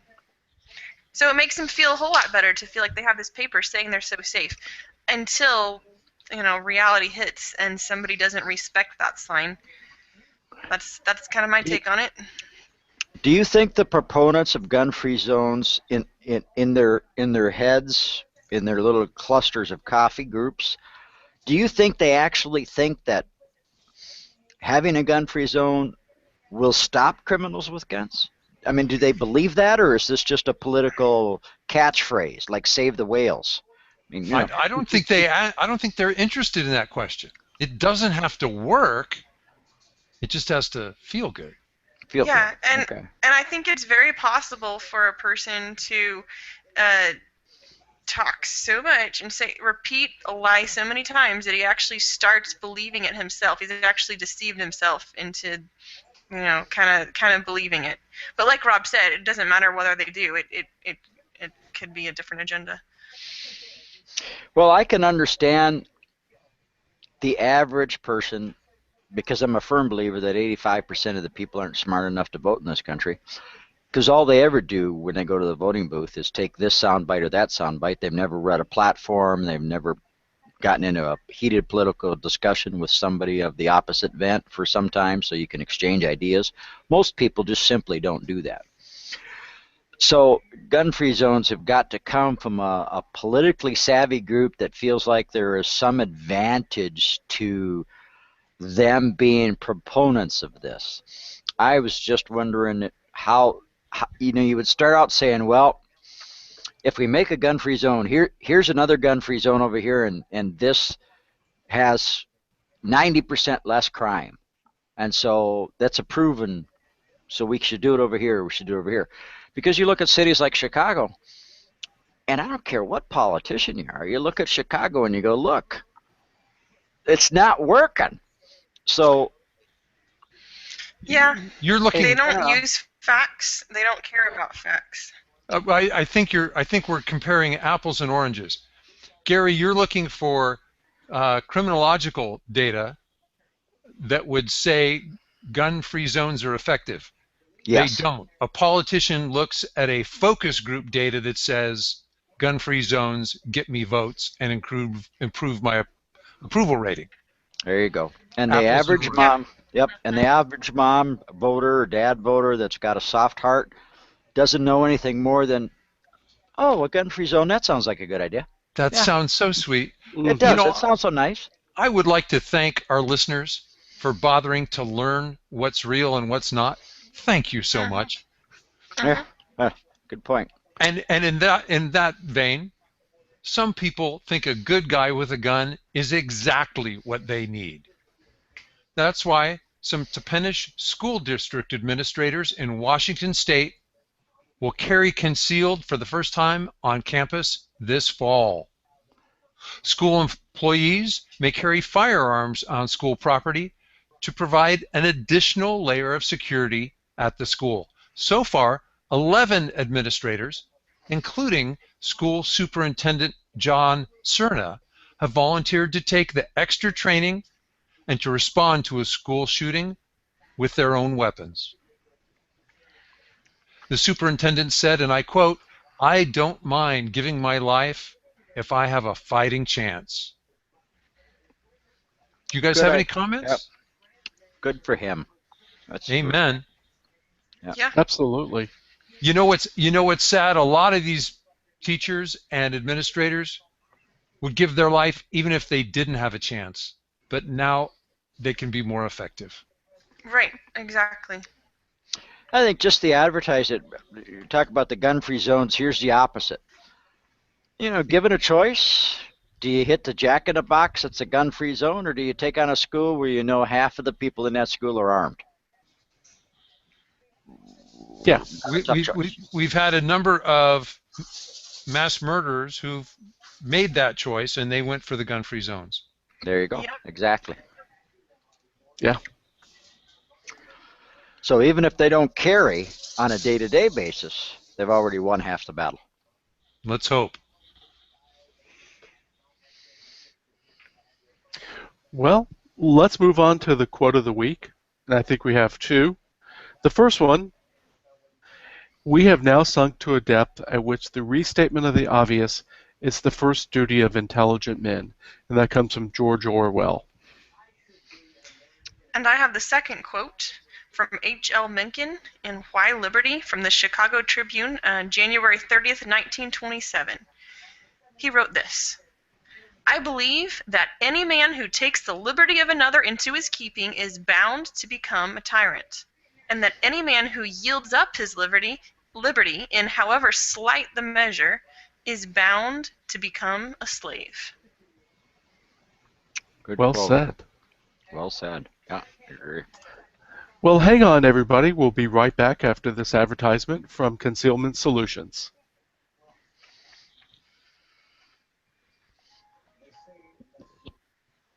Okay.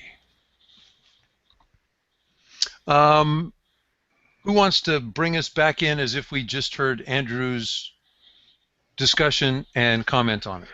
Well, I haven't done one, so I'll do it. A volunteer. A volunteer. I volunteered. Go for it. Yay! Go for it, John.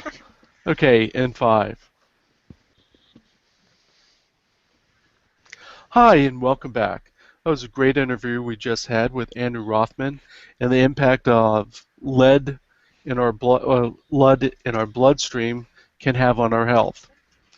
And now we will be moving into the DGU segment, and the first one up is from Rob. Well, I want to give a shout out to listener Layla, who lives in Alabama, and sent this in on a DGU that actually took place nearby in Huntsville. Kevin Wheel went to the skate park with his 2 sons last Sunday afternoon. The concrete skateboard park was being used, and that kind of their air quotes around used, by a photographer who was photographing lewd pictures of 2 barely dressed young women lying on the bottom of the concrete ramps. Mr. Wheel asked if that was appropriate for a kid's playground with kids around. The photographer argued and then went to his car. The photographer came back with a large handgun and yelled that he would kill everyone there. The women and children ran, but Wheel walked toward the photographer, asking him to drop the firearm, put everything down. When they reached the parking lot, Wheel secured his own handgun and fired this time when the photographer pointed his gun at him. The photographer was taken to the hospital and later charged by police. Rachel, when I read that, I thought of something I've heard you say all the time. What's that? Carry or guess lucky? This is true. You don't say it quite that way. What do you say? Carry 24/7 or guess right. Or guess right. Or Guess right. Yeah. And also, just the whole thing about knowing how to de-escalate violence. Not that you always can, but those skills are good. Mm-hmm. I'm wondering what the pharmacological report looks like on this photographer. I don't know. Testosterone poisoning, or was it something else? Well, I don't know. Yeah, I don't know either, but it sure sounds suspicious. And since we don't have pictures, well, we'll just move on. We'll move on. And, a legally carried handgun doesn't have to be fired to be effective. Sometimes its mere presence is all that is needed. 2 men got into a knockdown, drag-out fight in the parking lot of a Largo, Florida PetSmart. I guess they were arguing Chihuahua versus God knows what, but this was the scene that Robert Avery stumbled upon on Monday. The younger fighter had the older one under a bench and was kicking him. Avery was worried for the safety of the man on the ground and thought it might actually be a robbery he was witnessing. He drew his handgun and told him to break it up. He was smart. He then called police and reported it. He told police he had reholstered his handgun the moment the fight was over. In the end, neither fighter was charged as they both had contradictory stories and the police could not decide which one of them had actually started the fight. Mr. Avery came upon the fight and did not see it start. So, anyway, just the mere presence of a firearm got them to break it up. Nobody was hurt, nobody was shot, and actually nobody was arrested. Any comments? Interesting. Yeah. It's different than I learned. So I think in some respects he was lucky. Because I could see where he could have been the one charged. Yeah, some places have laws against what they call brandishing. Yeah. Yeah, we do. I think it depends on what the law is right there. And also, I mean, it goes to show you can never plan out your scenarios. You can study scenarios and you can have your principles planned and, you know, have some idea of where you draw your line of where you would draw a firearm, where you would use it, but things aren't black and white. Exactly. If you see an older guy that's curled up under a park bench getting kicked by some guy who looks really angry, at what point are you just sitting there as a witness to murder? And then when do you say, all right, that's enough? He's not I don't know what you guys have going on, but he's not a threat to you. Knock it off, or I'll kill you because you're committing murder. Yeah, that is a very, very rough judgment call. It's ugly. I'm older than you guys by a substantial amount. So, you know, my learning back 40 years ago was you don't draw it unless you intend to shoot. You shoot to kill. The gun doesn't come out of your holster unless you have an intention to kill the person that you're going to be pointing the weapon at. And that meant that your life had to be absolutely in jeopardy, and or somebody else's life had to be absolutely in jeopardy. Otherwise, you had to choose some other way of dealing with the situation, breaking it up or getting involved in it as you so choose. But once you pulled your weapon out of the holster,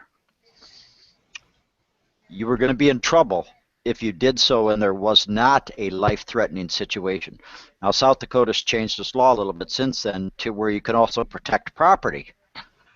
But in a situation where you just saw two guys fighting, and if I were there, if I saw two guys fighting at the convenience store parking lot, drawing my weapon, I don't think for me would be a choice. I'd have to believe one was going to kill the other, and I'd have to have seen some kind of a weapon, a stick, a baseball bat, a knife, something that would give me the indication that it was within a matter of moments going to be a life or death situation for somebody there before I would pull out my weapon. Well, I will... Go ahead, Rachel.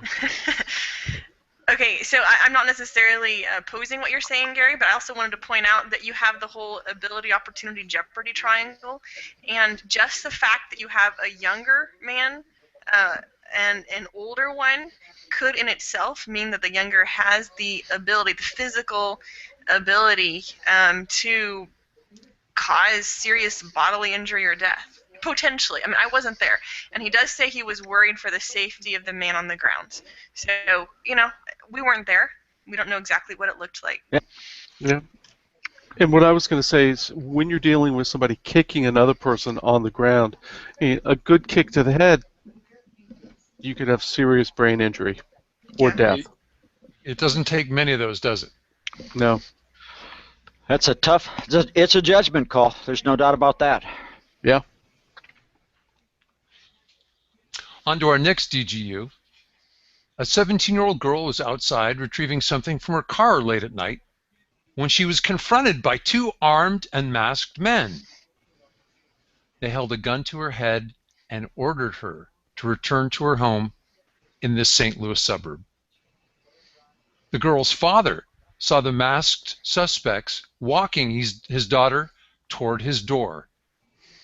He retrieved his gun and then shot both suspects. The girl's mother also grabbed her gun and fired once, but did not strike the suspects. No one in the home was injured. The original article didn't mention, but there was also a 5-year-old boy in the home. 31-year-old Tyrell Johnson died at the scene. Johnson had served time in Missouri prison for first-degree robbery. The second suspect ran to his getaway car and then contacted his brother to take him further on to the hospital. This suspect, 33-year-old Cortez McClinton of St. Louis, is now in critical condition with gunshot wounds to his chest and to both thighs.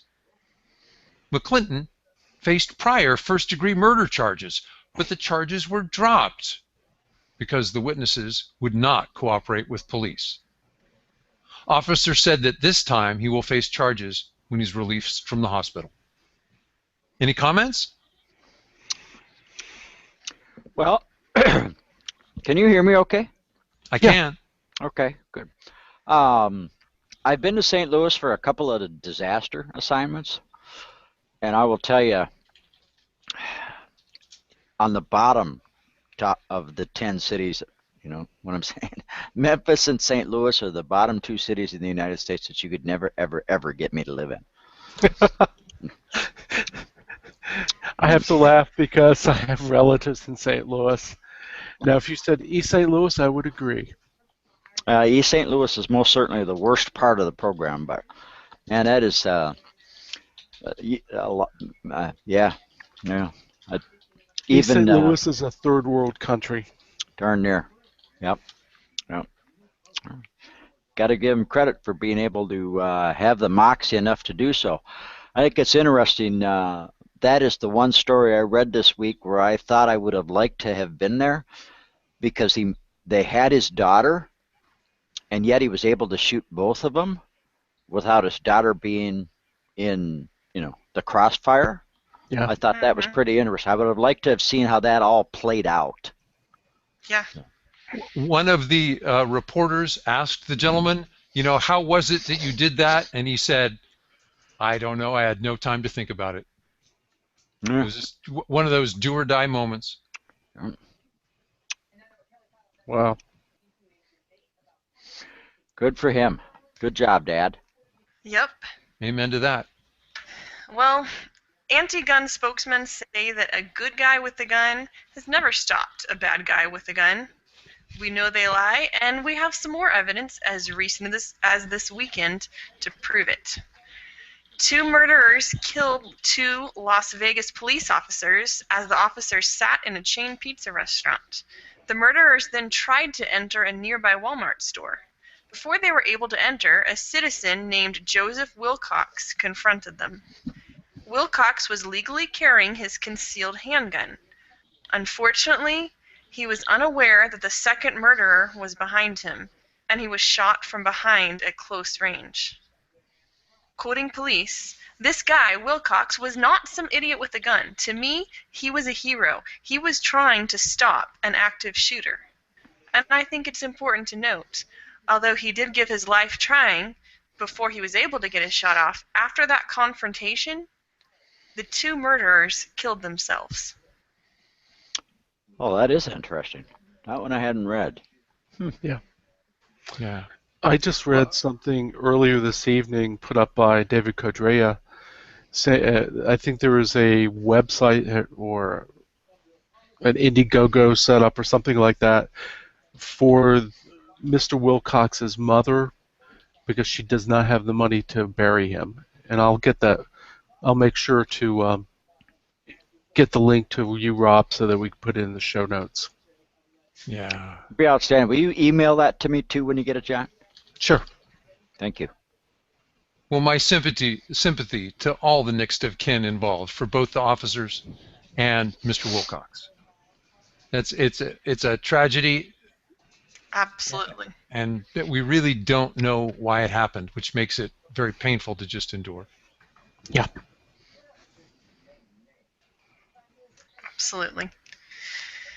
We have the links to each of our news and defensive gun use articles at politesocietypodcast.com, so please feel free to visit our site and share them with a friend. We're going to take a break to this advertisement from New Jersey Second Amendment Society. We'll be back with some tips and tricks segment from competitor and trainer Talia Mueller.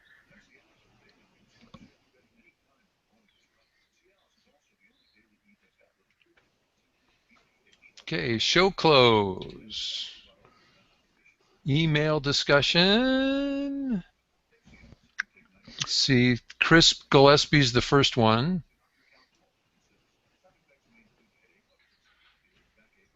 Rachel, you want to do Open Carry Texas? Sure, and I have a lot that I could just go ahead and say on that. So, well, would you rather someone else read it so you can comment, or do you just want to take it and keep going? Either way is fine. I can. I've got a bunch of comments too. So. Okay. Do you want to start with your comments? So I'll read it, you comment, and then... No, I've got comments. And then John, do you want to read it? That way Rachel can comment? Sure. Okay. Okay. You can cover your comments first, and then I've got some general things. I'm just trying to make sure everybody's sorted through. Yeah. Do we have somebody to cover Bob in Minnesota? Where's Bob in Minnesota? Yeah, where's He's Bob down in underneath Minnesota? that. Open Carry Texas, comment, Rob. Jason, thank you. Jason, Rob, Open Carry Texas. Oh, I see it. Hi, you are known as Polite Society. Okay. From Bob our friends, Rachel, you get that one. Okie doke. Okay.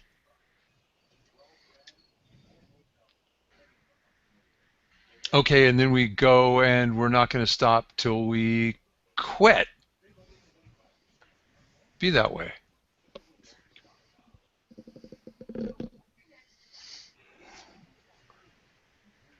Okay, 5 seconds, and we'll open the email segment.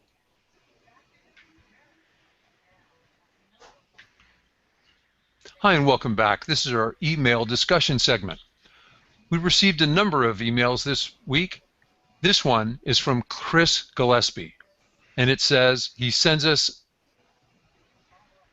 a web link, and it says, "Can I be sick now? Thanks, People Magazine. This woman is crazy, not someone who is changing the world." Now, Chris links to an article in People Magazine that says, spokesman Shannon Watts from Moms Demand Action is one of 15 women changing the world right now. I feel the same way Chris does. Anybody else have a comment? I've got 2 comments. One, okay, we already talked about one example of how she's changing the world. I think she takes credit for Jack in the Box's stance, and maybe she's changing their world by encouraging these armed robberies there. Second, honestly, it doesn't bother me. You know, she can get credit for one of 15 people changing the world. It doesn't change or affect what I'm doing. I'm just going to keep on, you know, working in the background, doing what I'm doing, and hopefully changing the world behind the scenes. Yeah, okay. Your attitude is some people get cheap publicity from third-rate magazines, others change the world. All right, I like that.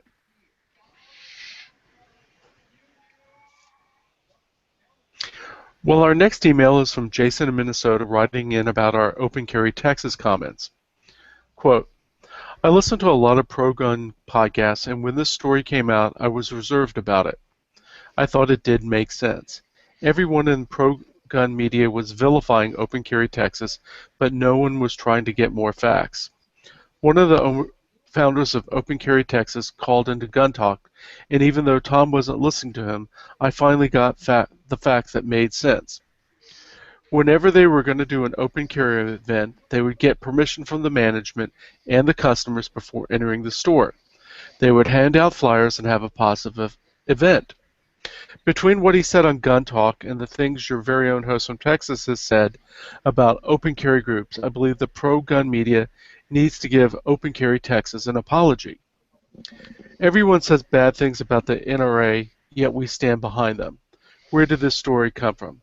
Moms Demand pulled the picture off of Open Carry Texas's Facebook page and made up a story, and it worked. Everyone in the pro-gun community is talking about our own, a part of our family. What would you do that to your son who made a mistake? No. You would point out his error and help him in the right direction with support.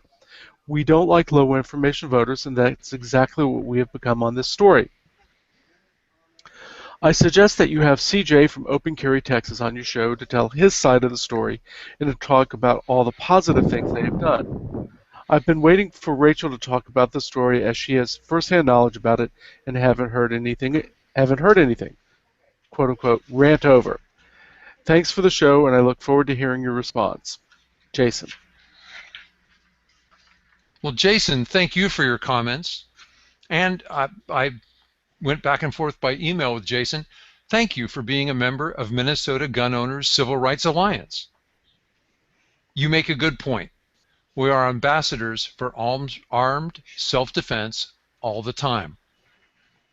I have to point out that we might not have intended it, but we remain ambassadors when we leave embarrassing pictures on our Facebook photo archive. We're ambassadors when the media then uses those photos to make us look stupid. Jason, speaking personally, it would be a lot easier to give Open Carry Texas the benefit of the doubt if they were a little less defensive, and if I thought they were listening to suggestions. I've heard arguments and excuses when I made suggestions to them. Someone going by the name CJ told me when he replied to on my website that what they're doing is perfectly legal, and he said he didn't see me on the streets protesting Texas gun laws. Jason, I noticed that CJ never said that what he was doing was effective. That tells me they know that they've made some mistakes and are being defensive. To their credit, they've changed their tactics. They just haven't swept up all the old mistakes that were posted online. Open Carry Texas has already received a lot of constructive criticism. For a start, please use what works to change people's minds. Dress like salesmen when you sell your ideas. Get your best looking and most articulate members to present your ideas.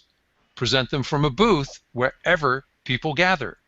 Carry empty holsters, hand out literature. All of this might work, but try this first in the legislative districts where the state representative already favors open carry, and get the cooperative legislator to tell you how the calls and letters are doing to his office as the calls and letters come into his office. That is called test marketing. It's what sensible people do that try and change the political landscape.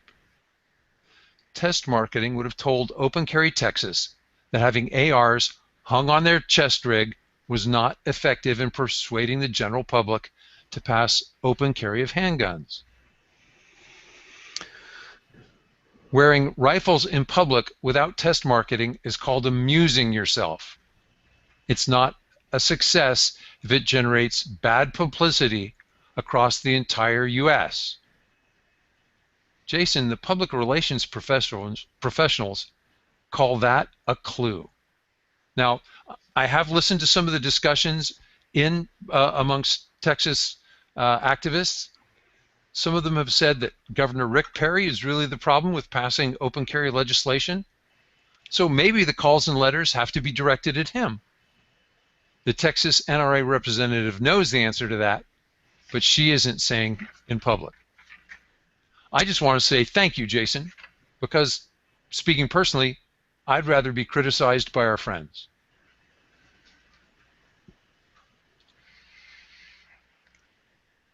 Thank you, Rob, for those comments. I do have some comments, so thank you, Jason. Part of the reason that I don't always comment on these things is that I feel like, yes, I do have first-hand knowledge, but I'm almost too close to the situation because of what I do.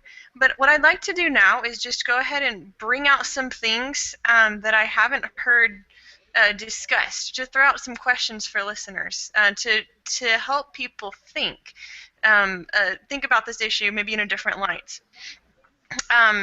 First off, I wanted to make the point that there are many open carry groups here in Texas. They often get lumped together in the media or in people's minds.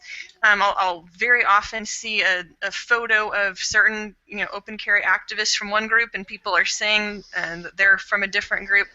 Not that that necessarily is a terrible thing that's going to happen, but let's try to do them the courtesy of doing a little research. If we can keep them straight, that's helpful. I also want to point out, like Rob mentioned, that OCT, which is what you were talking about here, has joined CADI and Gun Rights Across America and others in the joint statement that offers self-regulation policies for its members. And I applaud them for this. I think those are very good policies. We talked about that a week or two ago, I believe, when that press release came out. I have a couple questions for people who would like to bash OCT or TCOC or whatever the other groups may be. The question is, what are you doing, and what results do you have to show for it? And I don't mean this in a mean way. I'm not trying to punch anyone with this, but just an honest question that I believe we should be asking. It's easy to sit back and be an armchair quarterback and make accusations and say, well, I would have done it differently. And I'd like to list some things that OCT has accomplished, that their people have accomplished. Whether or not any of us agree with anything, with any of their tactics or strategies or methods, there are some definite facts about what they have accomplished. First of all, we can't deny they've raised awareness of this issue.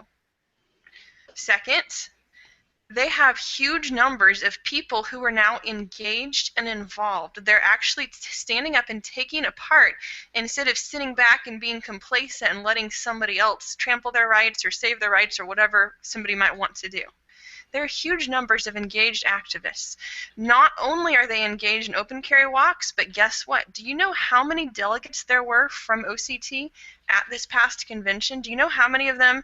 I sat in a room and I watched them get up and give really excellent testimony to some of these committees. These people and the leaders of these groups are not only involved on the streets, whether or not we agree with their methods, they're talking to legislators, they're giving testimony. How many of us are doing that? I mean, a lot of us sit back and we're not doing that. So this is just a fact about what they have accomplished as a group. Something else, and there may be disagreement about this, but I've decided I'm just going to go ahead and say it. Through the statement that we heard from the NRA, kind of denouncing the open carry activists, and then they later retracted, I understand. I think they've shown to more people some of their stance on open carry, and what a lot of people haven't realized until now is NRA and their affiliate in Texas did not support the open carry legislation several years ago when it came up. They opposed it, and they haven't been strong supporters. And I think now these open carry groups are raising the issue to the point where the NRA basically has to support it. So whatever your position is there, whatever you think, whatever you'd like to bash OCT for, those are some facts about what has been accomplished. I'd like to point out that anytime anyone tries to affect change and get out there and do something, man, you're going to have pushback, you're going to have naysayers, you're going to have friendly fire, you're going to have plenty of critics who just want to slam you. Even if you never misstep, even if you are perfect and above human and never make any mistakes. And I'd also like to add, it's really, really hard not to misstep when you're new at this kind of thing, taking on such a huge task, and when you're at the forefront trying to provide leadership. Not very many people have the courage and stamina and vision to take on the defense of our God-given right to keep and bear arms. And whether or not I agree with strategies or tactics, past mistakes, I want to applaud the people who have given their energy and their time to stand up. I say thank you. Thank you for bringing up this issue. Thank you for your work and your time and your efforts for engaging in this issue. So that's my comment. And I also want to thank Jason for bringing it up and giving me the motivation to make a statement on that. So Jason, if you have more comments, feel free to contact me, Rachel@politicsandguns.com, and we can have more of a discussion on it if you'd like. I'd definitely be interested in hearing your feedback or anyone else's. Rachel, I would like to discuss a matter of fact with you. I heard a yes. open carry discussion that included a lawyer that was involved in formulating some of the open carry legislation, the Texas NRA lobbyist, one of them, as well as some guy that moderates some podcast. And it sounded like the gal who was the NRA lobbyist said, guys, I think this one is a done deal. I think we have the votes. Don't fix it. And this was a month ago. So I think, at least at the state level, NRA was promoting the open carry of handguns. Yes, I think what I was trying to communicate is they are now. They weren't before. So before would have been 6 months or a year ago? Something on that time frame? Or even before that. There's okay. a history that I don't necessarily feel like I need to get into, but there is a history behind that. Okay. Rachel, there's the next email from... Yes. Next email is from Bob in Minnesota. Bob writes, "Hi, you are known as the Polite Society. However, your microphone etiquette is anything but polite. The on-air personalities seem to be eating and smacking their lips. Someone occasionally smokes because you can hear them inhaling the first drag, then exhaling very loudly. One time it sounded like someone actually started their car. Another one of the on-air people even commented on that. I'm sure there are others that, like me, really enjoy your very informative podcasts and the on-air personalities that also make them very enjoyable, but are very distracted and annoyed at the additional unnecessary noise. You can get a cough button that temporarily disables the mic if you need to cough, sneeze, eat, smoke, belch, or fart, so your listeners don't have to listen to it. All the TV and radio stations use them. Please take this as constructive criticism. Your shows are very good. Thanks. Bob in Eden Prairie, Minnesota." Comments? I wonder if that's two from Minnesota. I wonder if he's part of GOCRA too. And thank you, Bob.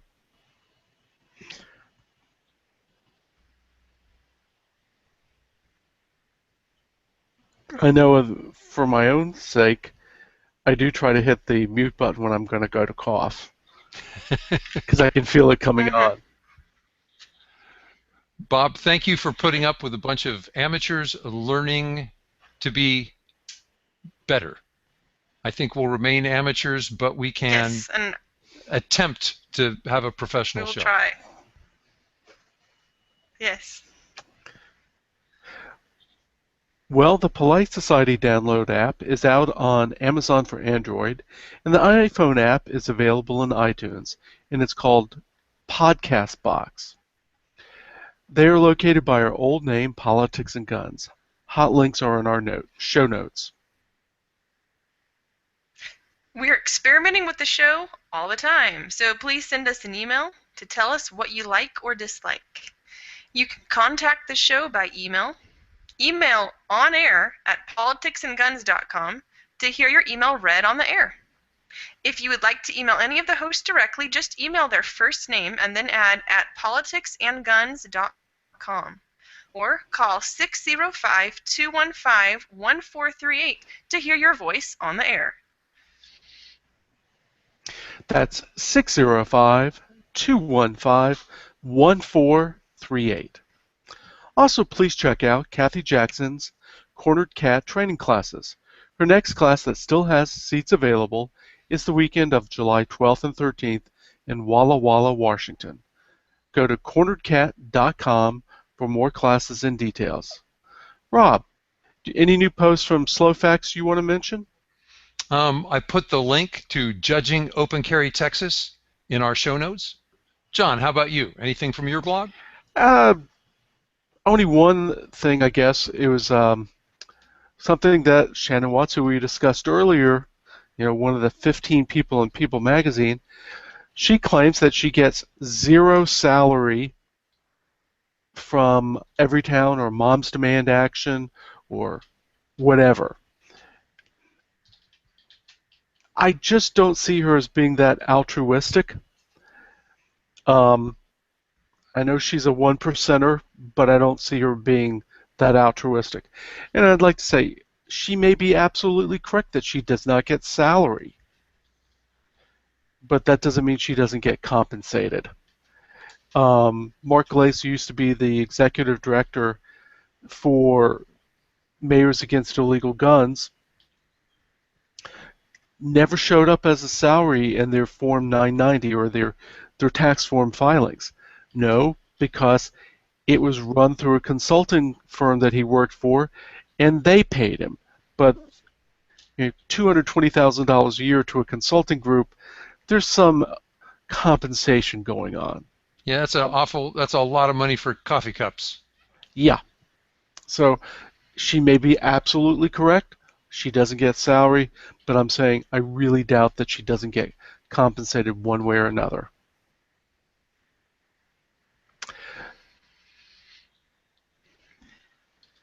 Thank you both for your posts and for your thoughtful commentary, as always. Thank you. I'd like to remind our listeners to please check out The Shooters Club by Bob Main and Ben Branham. For $75 a year or $6.25 a month, you get 24/7 access to some fantastic training and audio podcasts that you just can't get anywhere else. Bob is giving away his M&P Shield to one lucky member, and there are lots of other prizes as well. And the drawing is coming up at the end of June. That is this month. So hurry up. Check out The Shooters Club. And listen to the other podcasts on the Crusader Podcast Network. We are also pleased to announce that we are now members of the Gun Rights Network. Join the National Rifle Association, Second Amendment Foundation, Gun Owners of America, and Jews for the Preservation of Firearms Ownership. Joining two makes you a hero. Supporting all four makes you a superhero. Also, join your local civil rights group like the New Jersey Second Amendment Society, Arizona Citizens Defense League, Gun Owners of California, Commonwealth Second Amendment, Connecticut Citizens Defense League, Florida Carry, Georgia Gun Owners, Grassroots North Carolina, Illinois Carry, Maryland Shall Issue, Michigan Gun Owners, Michigan Open Carry, and Michigan Coalition for Responsible Gun Owners. And there's also Minnesota Gun Owners Civil Rights Alliance, Nebraska Firearms Owners Association, Citizens for a Safer New Jersey, the New York State Rifle and Pistol Association, Open Carry Texas, Texas Firearms Freedom, Texas State Rifle Association, Tennessee Firearms Association, Virginia Citizens Defense League, Virginia Open Carry, West Virginia Citizens Defense League, and last but not least, Wyoming Gun Owners. Remember, if your state or local organization isn't read each episode, then send us an email and we'll add them to the list. That's becoming quite a list, but we have more. For our Canadian listeners and their supporters, join the Canadian Shooting Sports Association and the Canadian National Firearms Association. Until we find the billionaires for liberty, you and I have to fund Dr. John Lott's sociological research about firearms. I appreciate his efforts. I use them. So I ask you, if you have any extra cash, a couple of spare dollars, please consider putting it towards the Crime Prevention Research Center. You can find that on Indiegogo. You can find a link to donate as well as his Facebook page on our show notes. Well, that wraps up another episode of the Polite Society podcast. Until the weekend show, stay safe. Be aware. And we'll see you down the road.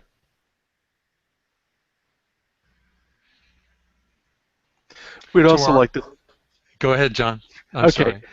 We'd also like to, for our live listeners, we'd also like to thank our advertisers, ABN Army Surplus, Concealment Solutions, and New Jersey Second Amendment Society.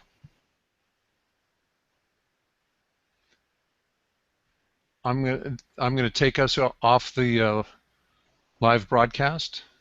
Okie doke.